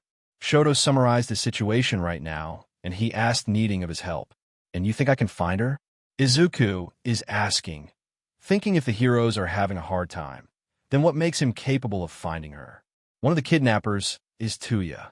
Shoto explains, and that helps Izuku grasp why Shoto came to him. You managed to find out Tuya is alive. You surely can find where he is right now. Well, that adds a level of difficulty, he said out loud, knowing it's not exactly a walk in the park. It was one thing to find out if a person really dies or not, but locating someone is more difficult than before. You saying you can't find that out? Shoto asked, looking a glimpse of desperation in his eyes, knowing that Izuku, of all people, can't track her sister's location. No, I can get that, he replied, knowing he held all the card for his sister safely coming home. But you know what it's going to cost you. I do, Shoto said bitterly, knowing the price of his sister's safe return isn't cheap even by his standard. Then you need to say it. He urged him to let the words out of his mouth. A war raged on in Shoto's mind, pondering his decision. What was the right decision?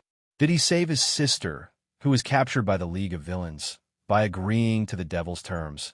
Or did he refuse the corruption and possibly lose someone dear to him? There was no one guiding him. No one could assist him in making this decision. His next words would either save a life or take one away. I betray my class and friends for you. I use my friendship and status in my class to give you information about my class, sabotaging their plan for you or your friends, giving you their secrets and weaknesses. Anything that can help you in the future. And you're okay with that? He asked, knowing the cost of this information isn't cheap, because we both know this will turn ugly for you in the future if anyone finds out. You'll be a Judas in your own class. Shoto gripped his fist tightly, knowing this would turn badly for him. But right now, he didn't have a choice. I'll do whatever it takes to get my sister back. His voice filled with conviction, knowing he would sell his soul to the devil for his sister. A desperate man, he nods respectfully. That's my favorite kind. I'll make some inquiries. Wait for my call. He sent Shoto out of the studio, telling him that he would work on it. And once he leaves, had some glances at him, knowing what he just accomplished. Did you? Predicted that the villains are going to attack the summer camp and kidnap her sister? Of course not. I'm not an all-knowing god. I'm a human being. Izuku replied. So then, how would you know that he will come to you for help? Because I know his weakness, he replied before grabbing his belongings from the table, just like what any people on this planet. It's family. The thing about family is they make it easy to put you in the position where you don't have a choice. And it forces them to do the unthinkable just to get them back.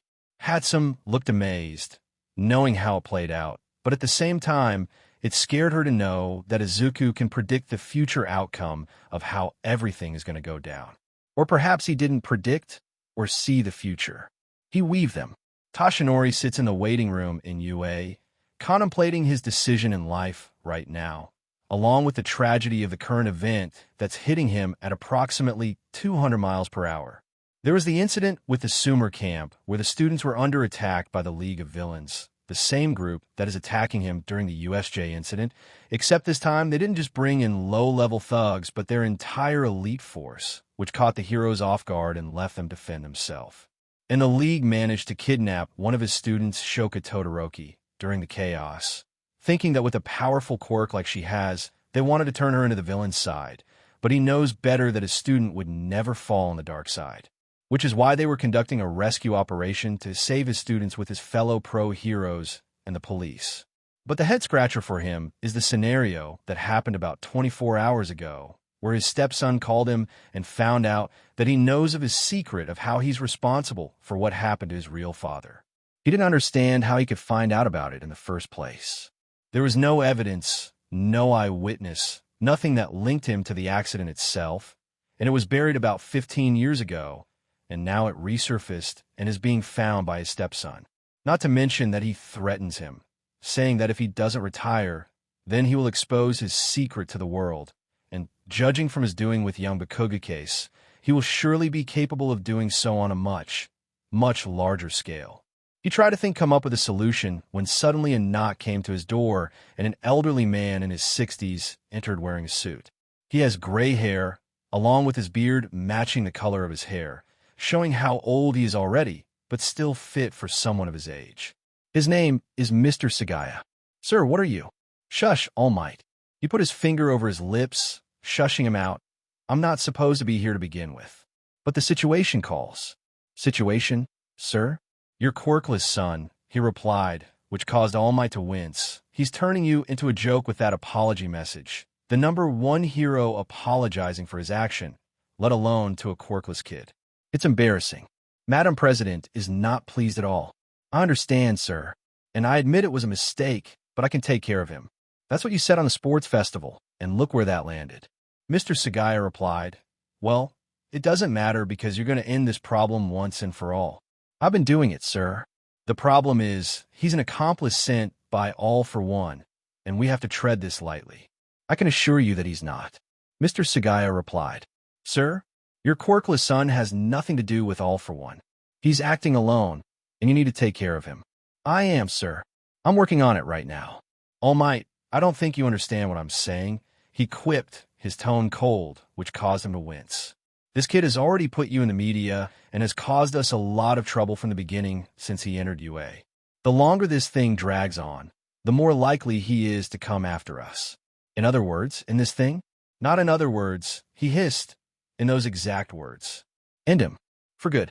In the hospital at night, Shoto is standing at the front entrance gate along with Kirishima on the opposite side, waiting for the others to come on their rescue plan to bring Shoka safely from the villain's hideout. He's just being cleared out by the doctor, telling him that he's free to go and he should get some rest, but rest is the last thing that's on his mind, knowing that his sister is still in danger.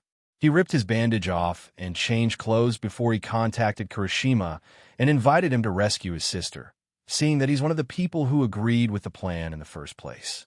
After he was discharged from the hospital, he received a text message from Deku's phone number telling him of the location of their hideout, located in Kamino in the middle of the city. Much to his surprise, he actually held up his end of the bargain and gave him the information he needed. He also texted him to hold his side of the bargain once this is over, and Shoto texted back saying that he would. 10 minutes later, in front of the gate, Shoto is gathered along with Kirishima, Katsumi, Ida, and Uraraka. He wanted to invite Izumi to join in, hoping that she would lend him a hand to rescue her sister, but she just flatly refused and said nothing after that. So he works with what he's got and is hoping for the best. The League is holding my sister at an empty bar in the Kamino area. Shoto tells them, leaving out the part of where he got the information, I'm going to get her back, but I could use help. I'm in. Katsumi agreed right away. Me too, Uraraka added. We all are, Kirishima replied. Hold on. Ida came in between, putting a hold on their crazy plan. The only people qualified to even think of doing this craziness are the pros. If you came in contact with their location, then you should inform the pros of its location. Are you saying we don't even try and save her? Kirishima asked, not liking to leave their friend behind. Of course not. But we can't just go running into enemy territory without a good plan. Ida tries to reason with them. The League is doing everything they can to stay hidden after kidnapping, and we're outnumbered 10-1. So we'll go quietly. We don't turn this into a fight, but a rescue mission. We sneak by and grab Shoka before they realize she's gone. Last time I checked, the League strolled on us. Back at the summer camp, and the only ones who actually had a chance of defeating them are Izumi on her own, and Shoto, while working together with Tokoyami. The chances for us not to get in a fight are super low. Ida told them after overhearing from the others how Izumi single-handedly defeated the villain known as Muscular on the mountainside of the camp while defending Koda, Mandalay's niece, and Shoto, who defeated Moonfish with the help of Tokoyami. We can't just sit here and do nothing. Kirishima yelled out in frustration. My buddy's sister was being kidnapped, and I could not and did not do anything about it. If I don't try to save her while I can, I won't feel like a man anymore. I already don't. We know this is a bad idea. But we can't just do nothing. We can reach her. We'll be going. If you want to come, then that's fine, but you're not going to stop us from going.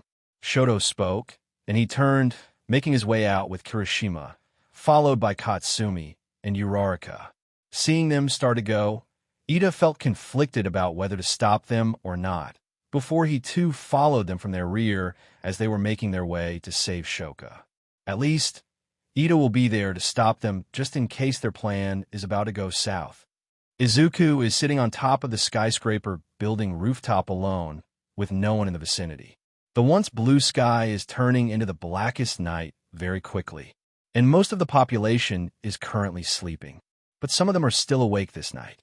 The darkness seemed to distort into the form of a human, and a young man walked out from the shadow as he glanced at the school that was illuminated by the lights of 1,000 buildings from afar, seeing that they were on the mountainside.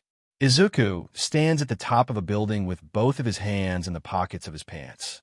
He stared at the bottom of the building he stood on and saw a few people still walking on the side of the road with cars still driving at a late hour of the night. He tends to stay on the rooftop alone, trying to find some peace in his mind while clearing his head. Looking at his phone, he sees his last text message to Shoto informing him of his sister's location. It took some digging, but he managed to get it and send him the location, holding his side of the bargain. Scrolling down the text, he saw the text message that he sent to Kendo about a week ago, around the time after his release from the court. It was quite a day for him, knowing that he was 1 foot away from prison, but he managed to get a win for himself, and it scared those around him. Kendo, most of all, is the one who seems to get scared the most, getting quite a shock knowing that he's about to go to prison after having their little quarrel during the Island incident. But it gave him a clear understanding of where their relationship stands. After the court had ended, the two of them went out for a walk and started talking to each other, asking pointless questions, and went out to get dinner. It ended with the two of them sitting on a park bench alone with the lamppost shining on top of them. It was actually the first time that the two of them were on a date after what had happened before the internship started.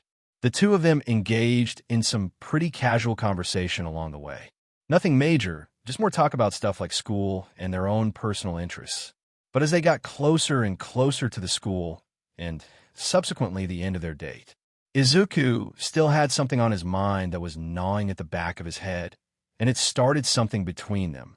Flashback start. "Hey, Kendo, what does this make us?"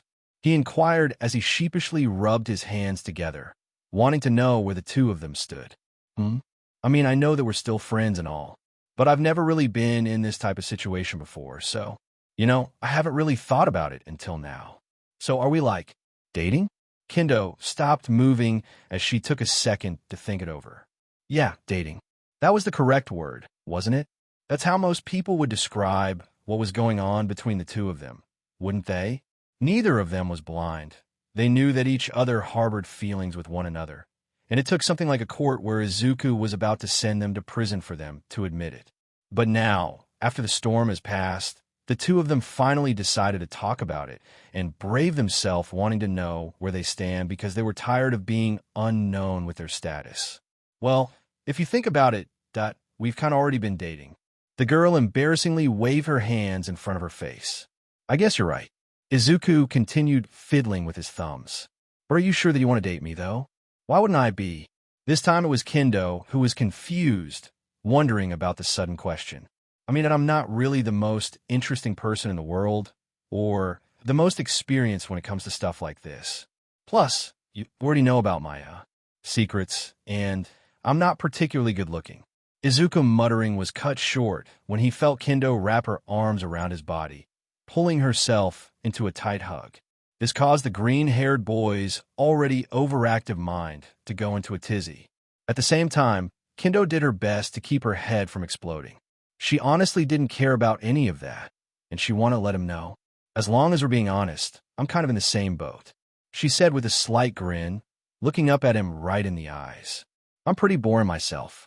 The only halfway interesting thing about me is that I do martial arts. And when it comes to looks, I'm definitely not the prettiest girl out there. But your way. So what I'm trying to say is, neither one of us is really perfect. But I still like you either way. Plus, you're not the only one here with no dating experience. Oh, he figured that Kendo, being one of the prettiest girls in school, must have quite an experience when it comes to dating. We don't need to define anything just yet. Let's just take it slow and enjoy whatever this is, all right? Yeah, cool. She gave him a warm smile. For the second time that night, Kendo took the initiative and grabbed Izuku's hand with her own, tightly interlocking their fingers just enough so that it wasn't uncomfortable for either of them. But if either of them were to look in the mirror, they would have a huge red blush coming from their faces. Flashback end. And ever since that day, Izuku has been quite nervous around her, and the same could be said with her, seeing how she can't look him in the eye, knowing they just confessed and poured their feeling together. But at least this time, they didn't have to wonder where their relationship stands. He'll admit that he hadn't thought about what the two of them were going to do from here. Of course, their friends are going to hound them with questions about how it started and who confessed to whom first, but the two of them agreed to keep it under wraps for a while now. Of course, the two of them have been texting for quite some time, but when it comes to meeting with one another in school, the two of them always get flustered or embarrassed, unable to say anything without turning into a stutter mess. What is wrong with him? He's done many impossible things in his life. He survived elder treatment for 10 years. He entered UA by blackmailing one of the smartest people in Japan. He managed to bring down Bakugo and get him expelled and rot in prison. He even survived against Stain and won. But he can't talk to his girlfriend in an open place without turning into a tomato.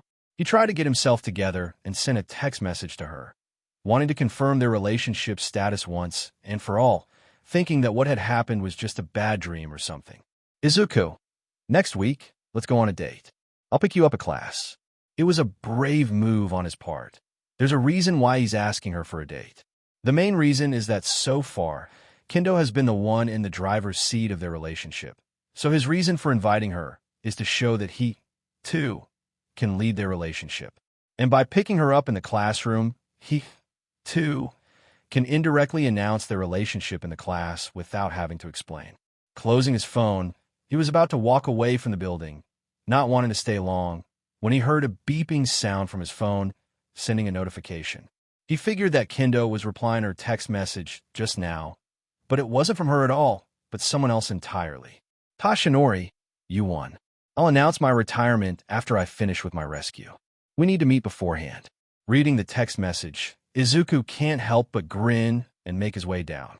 He can't help but think that his stepfather and Shoto's group will cross paths, perhaps.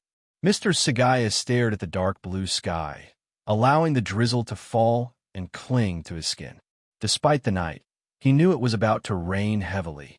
Thankfully, he had just arrived at his destination. He cautiously looked left and right in the deserted alleyway to see if there was anyone around. Not for criminals, no. This wasn't the usual job like he's doing behind the desk. Mr. Sagaya was checking to see if there were any civilians who witnessed him. As soon as he confirmed there was no one, he continued deeper into the back alley. But this avenue really was deserted. No shops, no streetlights, not even the occasional exceptions of people walking by. There were seemingly no signs of anyone living in the place. The only evidence that someone actually stayed in these abandoned buildings at one point in time was the worn-out murals on the cracked cobblestone. It was understandable to him, of course, since he always stayed behind the office acting as All Might's handler for the HPSC. The place was undesirable, to say the least. The alleyway was damp and cold, and he could barely make out the bustling main streets from here. It looked like an abandoned place where criminals gathered, perfect for ambushes on heroes who could hardly carry their own weight. Mr. Sagaya paused before turning to face the green door to his right. Unlike the rest of the place, the door looked polished to the brim, looking intentionally conspicuous. He knew this was the place. Mr. Sagaya reluctantly opened the door and entered. Almost immediately after he closed the door behind him, the noise from outside disappeared. She could only vaguely hear the heavy raindrops now. "So, I heard you require my service?" A voice echoed in the room, and someone walked in, standing in front of Mr. Sagaya. He couldn't see who it was with the face hidden behind a shadow, but he knew this person was who he was looking for. "Yes, I am," Mr. Sagaya replied coldly. "A problem has arisen, and I require someone with your specialty." "Give me a name," the voice asked, wanting to know who the target. He reached for his pocket and handed a picture. "His name is Isizuku Midoriya, 16-year-old male student, currently enrolled in UA at support course. That famous kid? It's going to be difficult and it might get messy.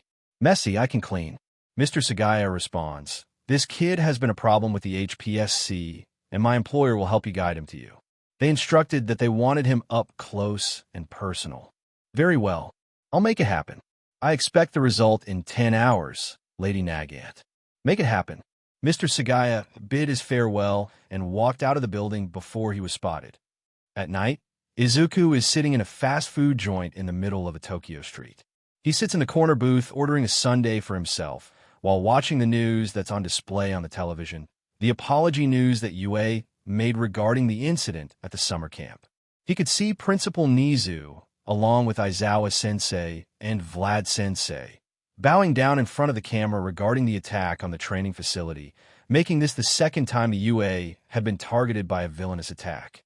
Some people say that UA's standard lacks in terms of keeping students safe, while others speculate that All Might's presence in joining the school this year is causing the villains to target the school.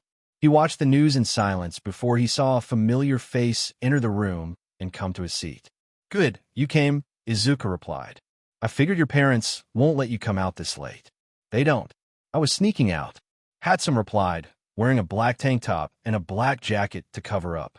I bought you an ice cream. He pushed the ice cream on the cup to her side of the table. You think you can bribe me with an ice cream? Well, am I a kid? She wondered whether Izuku called her in the middle of the night just so they could have an ice cream in a fast food joint. All Might took the deal. Hatsum is about to scold him, but she stops in her tracks after hearing the word. You sure? She asked. Izuku handed her his phone, showing the text message where All Might was texting him. It shows that All Might really did agree. Calming down, Hatsum took her seat and took a lick of her ice cream. How? How did you make him agree to it? I found dirt on him, he replied. If this didn't pique Hatsum's interest then, she didn't know what else. Izuku found dirt on All Might of all people? She knew from Izuku that All Might isn't what appears in the media, but she wondered what kind of dirt would make him agree to retire for being a hero. What dirt? She asked. I blackmailed him into a deal that's good for me, Izuku replied cryptically, not giving him the answer she's looking for. I said, what dirt? Hatsum pressed on. Not your concern. It's my concern. I don't want what you did to bite me in the future. And it won't. Izuku assured her. If you didn't know, then it won't bite you at all. Seeing that she won't get an answer out of him, she decides to leave it to him and trust him, knowing he won't do anything risky and jeopardize his position. Okay. She raised both hands in a surrendering manner. Fine, I trust you. Thanks, he replied, his voice sounding sincere. Hatsum looked to her front, wondering what was with the nicest out of the sudden.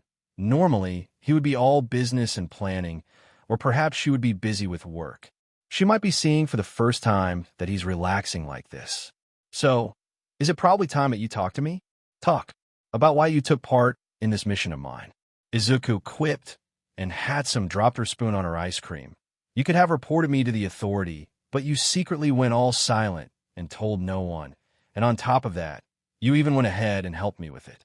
Normal people would have reported me to the authority, but you went ahead and threw a lifeline and a knife in my hand.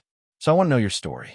Hatsum placed her cup on the table and went all silent, thinking that he had forgotten about that already. But he hadn't. It's because I once had the same person just like you. Izuku perked his brow, wondering what she was talking about as she continued. I once had a friend just like you. He was bullied pretty badly for trying to enter Shiketsu when one of our classmates had the same idea. But he was born with a strong quirk, kind of like absorb matter and coat himself with it, while this other guy had a weak quirk that turns him into an owl. One day, things took a turn and something happened.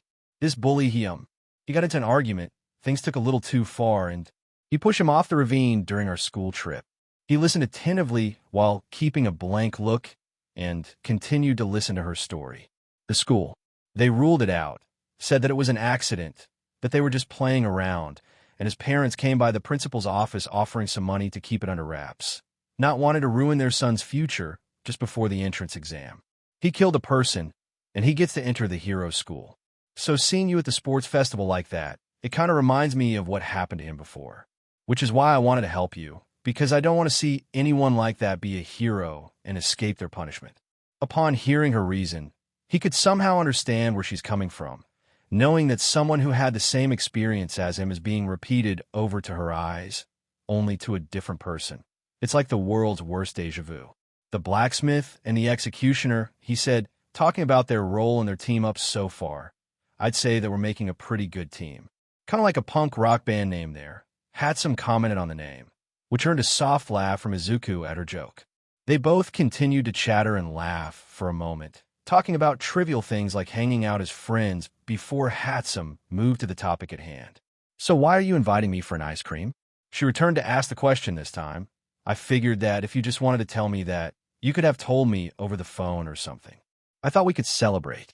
Putting bad guys away, he excused. What are you, the good guys? Well, I'm more of in between those things. She didn't know why, but for some reason, this type of behavior is weird even for him.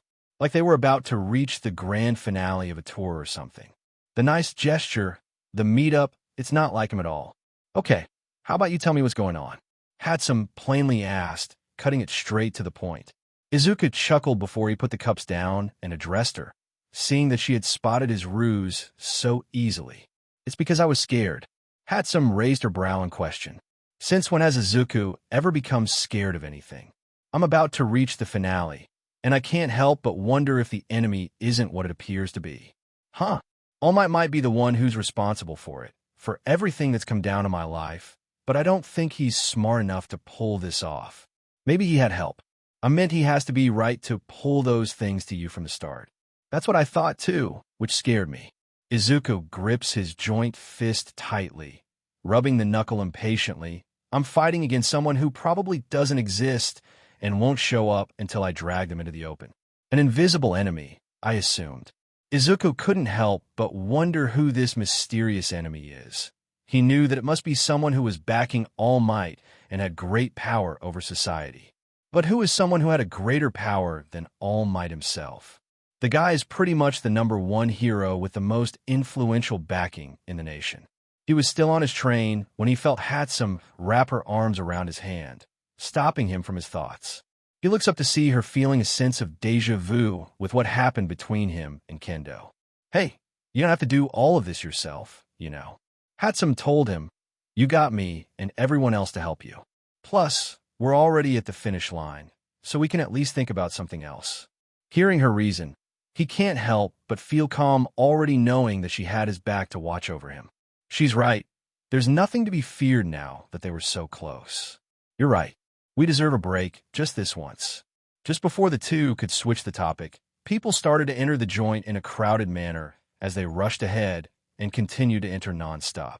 He wondered if they were having a sale or something, but none of them were heading to the cashier counter and placing their order. That's when both of them realized that they were fixated on the news on television that's hanging on the wall. Izuku quickly grabbed his phone and began flipping the channel to the Japanese news network. When he found the channel, the image on the screen sent a simultaneous chill up their spines. On the screen in front of their faces was what looked like a city in ruins. From the ticker on the bottom of the screen, the news feed was coming from Kamino Ward. But that wasn't the most shocking thing. When a news camera focused in, it was none other than All Might hunched over what looked to be another person in the middle of all the rubble. On the edge of the screen, there was another person, a short man with gray hair. It only took Izuku a second to recognize the white and yellow costume that he had seen in the Hosu incident. All Might, Gran Torino, Izuku muttered, recognizing those two. Both Hatsum and Izuku were watching the events unfold with rapt attention. All Might had just been blown away by a powerful wind attack, and Gran Torino stopped him from colliding with a news helicopter. Hatsum was at a loss for words. Not only were things bad, but All Might looked like he was taking a beating. Granted, the villain that he was facing didn't look to be in any better shape, but to be able to go toe-to-toe with All Might was almost impossible. Her eyes quickly shifted over to Izuku, who looked way more intrigued than she had seen before. She turned her head back to the battle at hand. In that moment, the villain had launched another powerful air blast towards All Might, and the ensuing debris blocked the view of the news cameras. Things were silent for a couple of moments as the cameras regained the television feed. and what she saw next paused all immediate function in her brain. Standing right where the attack had landed was a man. Skinny, blonde hair, hollow cheeks with sunken eyes. Who is that? Is that All Might's real identity? Hatsum quickly put two and two together and recognized him as the same. That's the one, Izuku replied, confirming what she just watched. That's the identity of the demon who ruined my life for 10 years. Tashaori Yagi. Hatsum turned back to the phone to see what was going on now. The two combatants looked to be exchanging words, but her mind was still foggy at the moment. Before her brain could wander any further, the sight of Endeavor and Edge Shot appearing on the battlefield lightened her heart a little bit. The situation looked grim, but All Might was still standing there. Rather, Tashaori Yagi was still standing there. Everyone's heart dropped as they saw the number one hero defeated on the ground. No one could imagine in their wildest dream that the number one hero, the symbol of peace, would be defeated like this. Everyone began to worry and be terrified as the symbol of peace struggled to get up. They called out his name, hoping that he would get up, but unfortunately he was way too injured to get up. All Might got back to his feet, ready to fight, and the entire of Japan cheered on his stand. All of their fear began to disappear and be replaced by hope, and thousands cheered. Even the restaurant where they're watching now is cheering his stand and calling out his name in a chant. She turned her attention back to the screen once again, but she almost instantly regretted it when she saw the villain that was now floating above the sky transform his arm into something.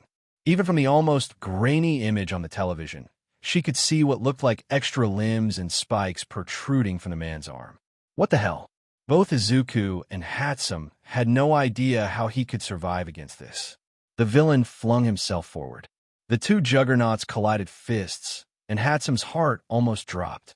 They could see the wind pressure from their attacks, even through the screen. Then suddenly, All Might's right arm shrank down. Next thing she knew, All Might's left arm grew in size, and he managed to land a blow on the masked man's face. Then, his right arm enlarged once more. With what little strength he probably had left, the symbol of peace landed an attack against the villain. United States of Smash. The ensuing tornado was enough to blow back the news helicopter along with everything in sight. And then the world went quiet. Neither of them could look away from the screen.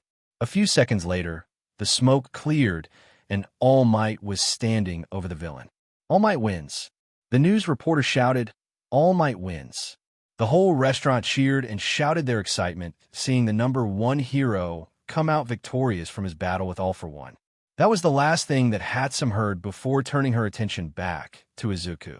The green-haired boy looked to be on the edge of grinning madly, almost like he was not anticipating his victory and was glad to see him coming in victory. He's winning. That means Shoto's mission is a success. Now all that's left is for me to deliver the final nail. News has broken out of All Might's victory against the villain in Kamino, known as All for One, and his accomplishment of defeating the boogeyman of the underworld once and for all. His victory resonates all over the globe, mentioning his successful feat and hailing him as the symbol of peace.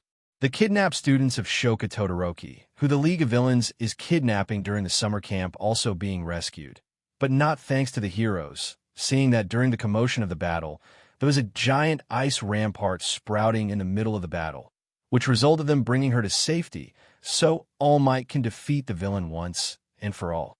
But all of that victory comes with a cost, seeing that the symbol of peace, the number one hero in Japan, All Might's identity has been exposed as nothing but a frail skeleton-looking man who some of the media recognize from their time when interviewing UA. The public explodes after finding out about All Might's identity, and they have been trying to get an interview with the man, asking all sorts of questions from how he became All Might in the first place, whether he will continue to work as a hero or not, or even such trivial things now that they know of his identity. But the one thing that everyone was dying to know is what happened to Japan now that All Might is no longer active as a hero. As the rest of the 1A students gathered in front of a dorm house that had the words of the 1A Alliance, everyone couldn't help but feel uneasy with this situation. After the whole reveal, Every single one of their lives has gone upside down after the reveal of All Might's identity and their attempt to rescue Shoka. As they were gathered in front of the dorm, Aizawa-sensei came towards them, and based on his facial expression, he was beyond pissed seeing them. "So, I see you all got permission to move in." There it was. The new dorm stood tall above the students of Class 1A, and their teachers stood before them at the entrance. "Till you spoke out from the group, it's good to see you here too, Mr. Aizawa. I was afraid you would be blamed for the training camp." "I was blamed, at least to some degree. But they let me off the hook for now. All Might's retirement has made the termination of anyone at UA highly ill-advised." Which also relates to what I have to say next. Aizawa's blank stare suddenly turned into a glare. "Todoroki, Uraraka, Ida, Kirishima, and Katsumi. You not only went out to save Shoka, but you also infiltrated the villain's lair and were actively involved in the final fight. And everyone except Hagakure and Jiraiya knew about it and didn't say a word." He eyed them all, knowing that what they did was a breach of trust and endangered the safety of everyone who participated in the mission. "I would and should expel you all immediately. But technically, that would be punishment for nothing because officially you were never there. You weren't caught on the news, and with it being a bad idea to lose anyone after Kamino, your expulsion would only raise more questions and distrust in UA." The rescue team felt a wave of relief wash over them. They had thought they were in the clear, but they knew they should have known Aizawa would figure it out. "However, you completely went against our trust. If you fall in line and don't act up, you just might regain our trust. And as homeroom teacher, it just so happens that I believe that you 5 specifically deserve a harder training regimen than the rest of the class, and supplementary classes that will last until I say so once term starts back up. Just be happy you can still take the exam for your license. Now, everyone looks alive. I'll give you a small overview of the dorms." Shoto and Shoka looked to one another, both knowing how lenient their punishment was. They could see the faces of their fellow classmates, and could see how downtrodden they all seemed. Ida was looking especially ashamed. "Thanks." Shoka thanked her brother. "You know, if it wasn't for you." "Don't worry." He put his hand over her shoulder in a comforting manner. "You're my sister. I would do anything to protect you." He grabbed her belongings and helped her carry them inside the dorm. "Come on, we'd better get packing for the dorms now." She nods and follows him from behind as Shoto looks to his front, where his dorm is, and the rest of the class follows. Getting settled into the new dorms was actually much easier than the students had originally thought. For most of the Class 1B, everyone had their stuff unpacked and set up exactly to their liking. With nothing on the schedule for the rest of the day, the students all decided to get together in the common area and mingle with each other.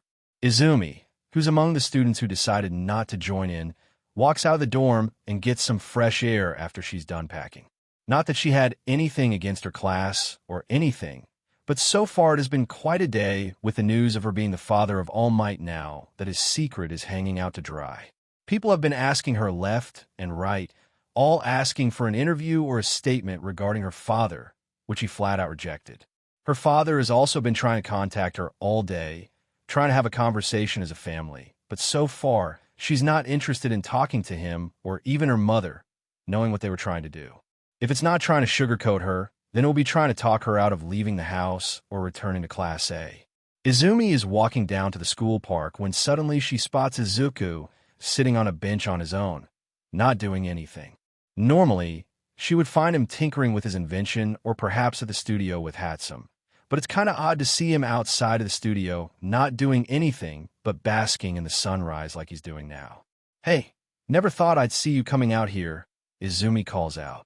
"Yeah, I'm done with packing just now. Thought I'd get out for a while," he said. "That quickly?" she asked. It is different from her since she just used her quirk to help move things, and it was done in less than 10 minutes. "I packed light," he answered. Hearing his answer, Izumi can't help but wonder where her brother has been all this time. She knows that ever since he ran away, she's been looking for him, but she came up empty. He has no relatives, no friends to reach out to, and there's no sign of his appearance on the street. So where has he been all this time? "Hey, can I ask you a personal question?" "Usually I'd say no, but I've been in a good mood these days, so shoot," Izuku replied, giving her the opportunity. Where did you go all this time? Like living and staying these last years. Clearly, Izuku didn't expect those kinds of questions to be thrown at him. To be honest, no one in UA knows where he's staying, not Principal Nizu, not Power Loader, not Hatsum, not even Kendo knows at all. It's always been kept private with him. But he knows that things have changed between him and Izumi, and maybe he needs to start reconnecting by sharing some information about himself. Runaway kids, he answered, found a house with some other kid and stayed there. Izumi had heard about it for a while.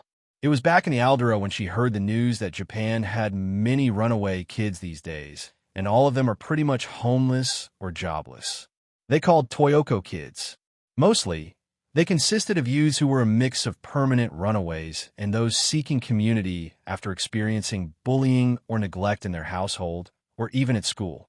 They have formed a unique youth subculture based around shared neglect, internet-driven popularity, and a distinct fashion sense. Some Toyoko kids work in the nightlife and adult industries to make a living or resort to stealing just to get by. And the mechanic? Lured along the way. Had to do something. Izumi just stayed silent, not knowing what to say. She knows that runaway kids are mostly living at the bottom of the barrel, the last that people pay attention to.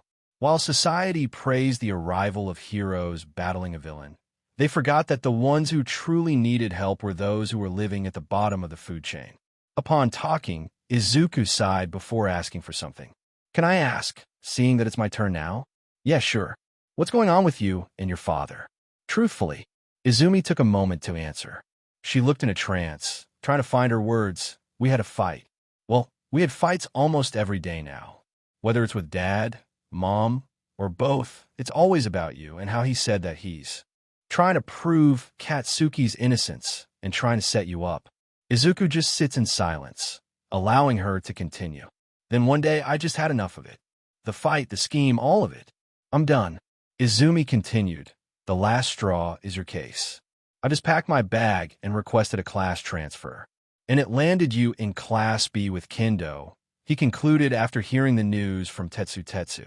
We can't exactly go to another school this period, so we'll move to Class B instead, she answered. So long story short, you run away from home and rebel against dear old Dad just to throw a middle finger at his pasty skeleton face. In a subtle way, yes. Good. He answered, you would love to get back at him, don't you? Maybe get a swing or something. Izumi turned and faced him, like you had with us from the start. Izuku didn't face her and merely stared at the front. I know that you had plans for all of us, including Dad, right from the beginning, right? It's the reason why you came to this school in the first place. I don't know what you're talking about. Izuku, no one would admit to a crime they committed to anyone. Izuku turns his attention to her with a blank look, unreadable to Izumi. And besides, it's not in my nature to expose anything to anyone. He reluctantly gets up from his seat and begins walking out before leaving the final message. Truth be told, you and Momo were the lucky ones, because had you two stuck to your roots till the end, I would have targeted you after Bakugo. Guilty, the judge declared, banging her gavel. Katsuki stared hotly, knowing the verdict was going to go down. Like there had been any other option. Katsuki's lawyer got him a shorter sentence by pleading guilty, hoping to show that he sees his wrong. It was the only move they had, seeing that they had him dead to rights. Beside him, his sister was crying. Across the room, he could feel the glare of many audience members behind him, along with some of the extras back in Aldera, and he saw a few of the teachers also there. His parent hadn't come. He's not sure why he expected them to. Deku is also in the same room, sitting with his lawyer, all lined up after hearing the verdict that came from the judge.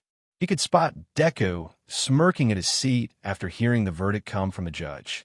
He wanted to go over there and beat the living hell out of his smirking face, but the chain binding him on the floor prevented him from doing so, since the prison guard deemed it necessary for everyone in this room. Not only that, but he was forced to wear a muzzle to keep him silent during the court. From the beginning, his lawyer had told him that their chance of winning was slim to none. They had multiple evidence of him bullying Deku both in and out of Aldera, over decades of phone records of him harassing Deku and text messages, multiple eyewitnesses from both in and out of Aldera, and the videos from the classroom where he would bully him and use his quirk to attack him. And that's not counting the recording that was put on blast at the sports festival, which is now trending on social media. So their only chance is to plead guilty from the start and try to bargain to get a lighter sentence. Of course, he didn't like it being put in a weak position, but it's the only chance he got to get back at Deku once he got out of prison. He figured that his lawyer would give him about 3 to 5 years, and after that, he would get out of prison and he could get his hands on Deku once he got out of those gates.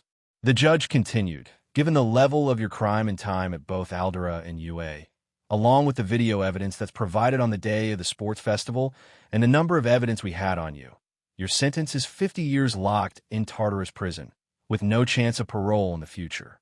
And suddenly, Katsuki felt a lot less steady than he was before. 50?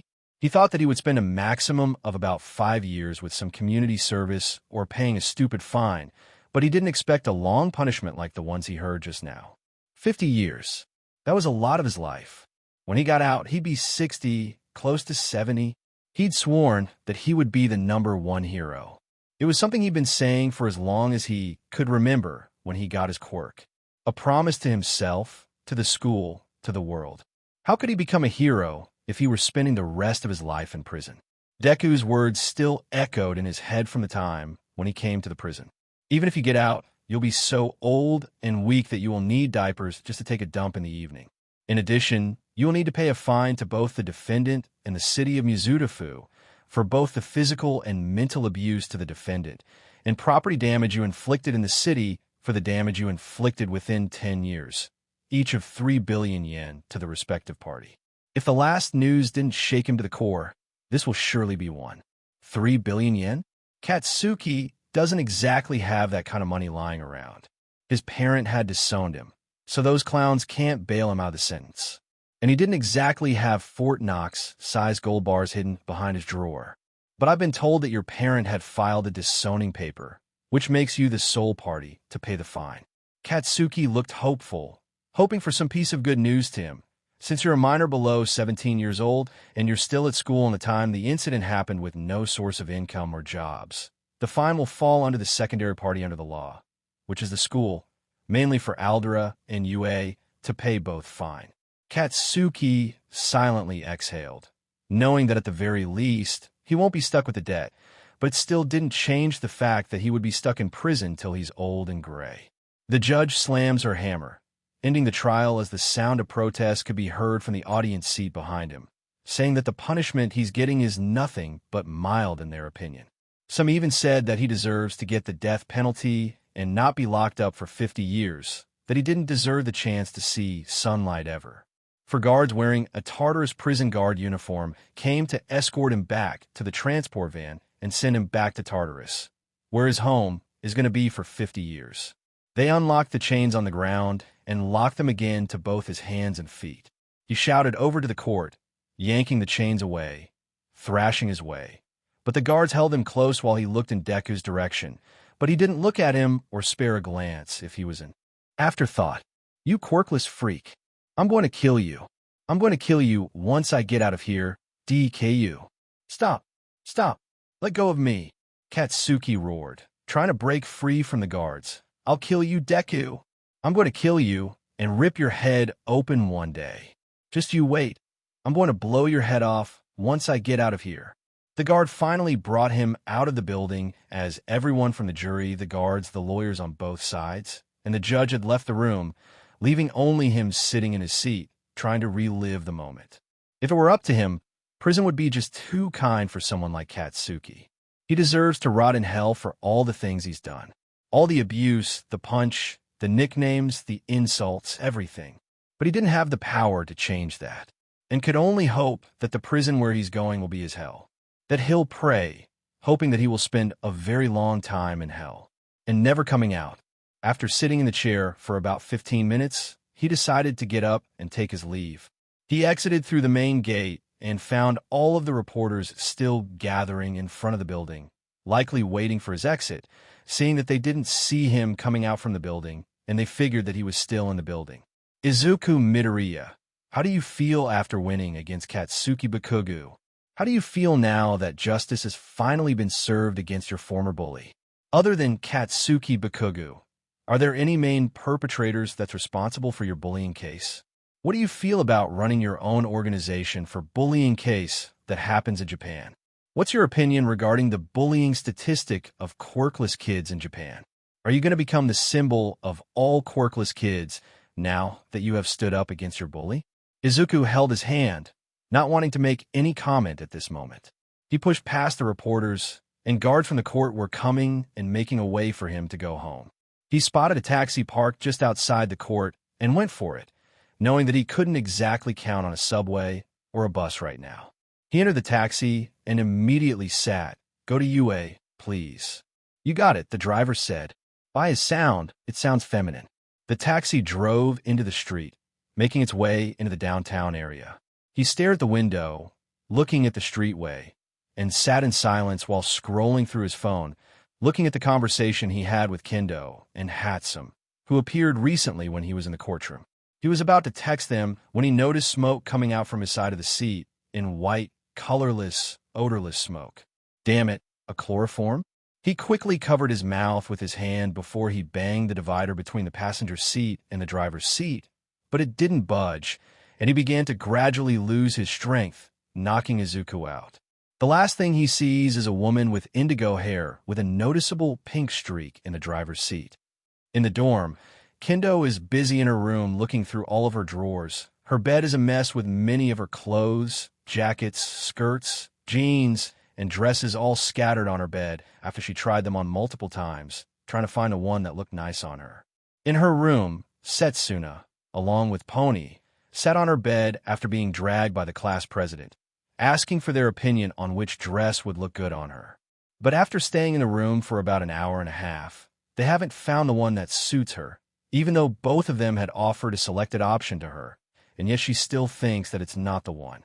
"You know," Setsuna commented while sitting in the bed, taking a bite of a biscuit she brought from her room, "this was fun at first, but now it's getting boring." "Yeah, I mean, you had so many options, just picked one already." Pony added, "I can't. I mean, this is like the first time, you know." Kendo groans. She's throwing a pair of denim jackets from her drawer onto the bed.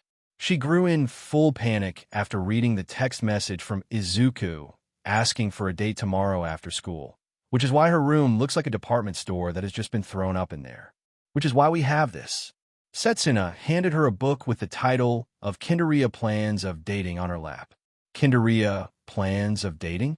She questioned with a deadpan look. "Yeah, it's got sorts of stuff we thought that you too can explore, from first date to the hot, steamy night in the room," she replied with a tooty smirk. "Setsuna." Kendo turned a full blush upon hearing it. "Relax, we got it covered already." Pony came and encouraged her. Chapter 1. Initial Planning. "Initial planning?" Kendo asked. "It's a first date, not an incursion. Trust me, Prez, love is war." Setsuna patted her shoulder, "But fine, if you want to skip to Chapter 6, know your terrain." "We're meeting in class," Kendo claims. "Off familiar territory." Setsuna grins, showing her tooty smirk. "Now let's move to Chapter 7, how to flirt with your physical appearance." "Okay, that's it." Kendo came to stop this before it goes any further. "Out, everyone out, both of you." Hang on 1 second. Setsuna interjects. "This one's really important." Chapter 13. Acknowledge your enemy. Enemy? Izuku isn't a comic villain. Kendo looked baffled at how ridiculous this had gone through. "But," Setsuna cuts off, "you do realize that he's being surrounded by 3 hot babes, right?" "Yeah, there's Yaoyorozu who saves him on that trial, Hatsum from the support course, since they like to work together in the studio, and they're classmates, and that Melissa from my island girl who clearly had a crush on him." Pony listed and showed the pages of their faces in the book, showing their picture, and made a chart on what they think is the most potential lover for Izuku. And those 3 aren't exactly lacking in the bust department. Setsuna points out to Kendo's chest, which she covered immediately. "Izuku isn't Mineta or Kaminari. He didn't ogle people's rack." "Ah, so he's a trash man. That changes everything." Now, Kendo had to admit that this conversation had gone off in a different direction, but she had to admit that when it comes to the opposite gender, Izuku is pretty much well known to have many friends from all over the place. From Yaoyorozu to Hatsum to even Melissa from my island, It's like the competition just keeps getting harder and harder within each day, trying to get Izuku's attention. All right, let's get this over with. Kendo conceded, knowing that maybe it's time for her to go bold and to the offensive with this whole thing. Now that's what I'm talking about. Both Setsuna and Pony raised their fist in the air, knowing that they had their class president's full support. But no funny ideas. Kendo warned them both, especially Setsuna. You had my word. She raised her hand, swearing in front of her. They were just about to start when suddenly someone knocked on the door. As the two of them looked at each other, knowing they didn't expect a visitor. It's open. Kendo called out. The door is open, and Izumi entered. She looked surprised to see the room was pretty much packed, from either the number of occupants or the clothes that were scattered in the room. What's going on? You need something? Setsuna asked first. Look, sorry to interrupt, but I can't get in touch with Izuku since the court happened today, and he's not answering my call either. Izumi said, Have you checked the studio? Kendo asked, thinking that he might be there, and didn't look at his phone. No, Hatsum said he's not there, and she hasn't been able to contact him either, and his GPS isn't showing at all. Maybe he's stuck in traffic, Setsuna replied. No, he would have texted me if he were heading back to UA. Something's wrong, Kendo replied. At night, in a Might Tower, most of the sidekicks and the other staff members have already gone off for today, except for the top floor, with the lights still on from the outside. All Might is sitting at the office with a computer on and holding something that looks like a glass of wine in there. His expression looks delighted, like a kid who's waiting for the countdown of New Year's Eve. On the computer screen, it changes to a live recording from somewhere that looks like an abandoned warehouse. It looks dark and empty, but he could make up for it by looking at the image of someone sitting in the chair being tied up. In the middle of the image, he could spot someone holding what appears to be a phone, recording a woman. It was someone in her 30s, with indigo purple hair with a pink streak on it. The same woman who was driving Izuku to the court. Can you see me clearly? Lady Nagan asked. She waited a moment before she moved the screen towards her rear, showing her captive. It was Izuku, tied up behind his chair. His face looked badly bruised, and there was vital fluid coming out of his lips. His face is badly beaten, like he's trying to resist or something, before he was being held captive by her. Tashaori, who's on the other side of the footage, smirks seeing his stepson is captured and being held against his will by Lady Nagant. He heard the message from Mr. Sagaya, saying that he'll order someone to help clean up his mess, and he's being offered to watch the footage of his stepson's demise. Who? Who ordered this? Izuku asked, but she didn't give her answer immediately, All Might. Tashaori? You're half right. Lady Nagan answered. He looked up to his captor, trying to get a better look, feeling that he recognized her before it clicked in his mind. You're Lady Nagant. Oh, guess some people know me after all. She looked impressed. I studied quirks and heroes when I was little. You were a great hero back then. One of the best. He complimented, hearing her feet back in the days. Indeed. She pointed her right hand at him before it transformed into a muzzle and aimed it at him. Do you have any final message? He glances around the room, taking in the size of the space and noticing how the voice echoes inside. He tried to grasp his hand, but the bind was too strong, and both his phone and his repulsor bracelet were being taken off, so he couldn't alert anyone to his location. Where's this place? He asked, glancing around the room. What good is telling that to a dead man? She replied and plucked a strand of her hair and twirled it, turning it into a bullet made out of her hair. Who are you people? He kept asking, wanted to know. Lady Nagant took a moment before she answered, after receiving the instruction from his employer to tell him. We're part of a bigger organization, one that was controlling the nation from behind and keeping the nation safe against all threats from both inside and out. Lady Nagant went on to explain, a terrorist group that decides to retaliate against heroes, or a hero who colluded with gangs of villains to gain fame and fortune, or an idiot kid who writes a notebook about heroes just to attain his impossible dream. Upon hearing, the cog in his brain starts to work, knowing what she was talking about. An organization that's keeping tabs on everyone's business and maintains the peace from within the shadows by doing whatever means necessary. An organization that was so powerful that it was kept from the public by using a mask that they created to hide their true nature. Only one thing comes to mind. HBSC, right? Correct. Lady Nagant nods. Your invention and motive to destabilize All Might's reputation had gained a crosshair on your head, along with your notebook. Nonsense. All Might's identity has been exposed.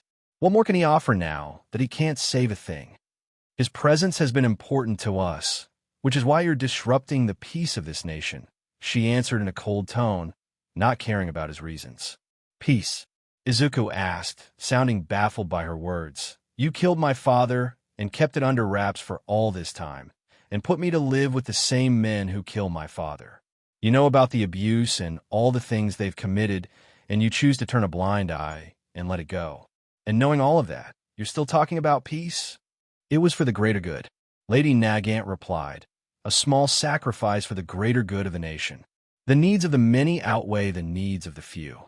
You can't trust these people. Izuku shouts, you'll end up like me too. Lady Nagant, however, paid no attention and cocks her hand, loading her bullet into it, and prepares to take the shot as instructed. Tashaori, you idiot! You don't have the guts to come up here and fire the gun yourself, and had to order your lackey to do so. Get out here and face me. Tashaori, who's watching his office, chuckled, looking at his pained expression, all tied up and facing death in his face, knowing there's nothing he can do right now but beg. Now, both father and son can finally meet in the afterlife. Let's end this, Tashaori instructed, wearing his earpiece. Lady Nagant then aimed her muzzle close to his heart and took her aim before Izuku, who had wasted all his voice from that shout, chuckled and said his last words. To think that you'll go this far. Just for me. Bang! The bullet's sound echoed in Tashaori's earpiece as he jumped from his seat and lightly chuckled, shocked by the firing sound from her gun. He quickly turned his attention back to the screen and watched as Izuku's chest started to drip vital fluid from a shirt he was wearing. His body went cold, and vital fluid drips from his mouth, and he starts coughing. His mouth vomits, and his body starts to go limp, losing both strength and warmth before he drops his head face down, away from the camera shot. Is that good enough? Lady Nagant asked, keeping her phone on recording. Yes, pick up the body and make it look like an accident, Tashaori instructed. Roger. She nods before turning off the transmission. Tashaori gets up and removes his earpiece, unable to hold the giddiness inside of him. Finally, after so long that his Stespin isn't going to be a bother to him at all. He had been living under his threat, threatening to expose his secret to enter UA, openly threatening young Bakugo's career, exposing the video on the sports festival, and even finding out about his father's death.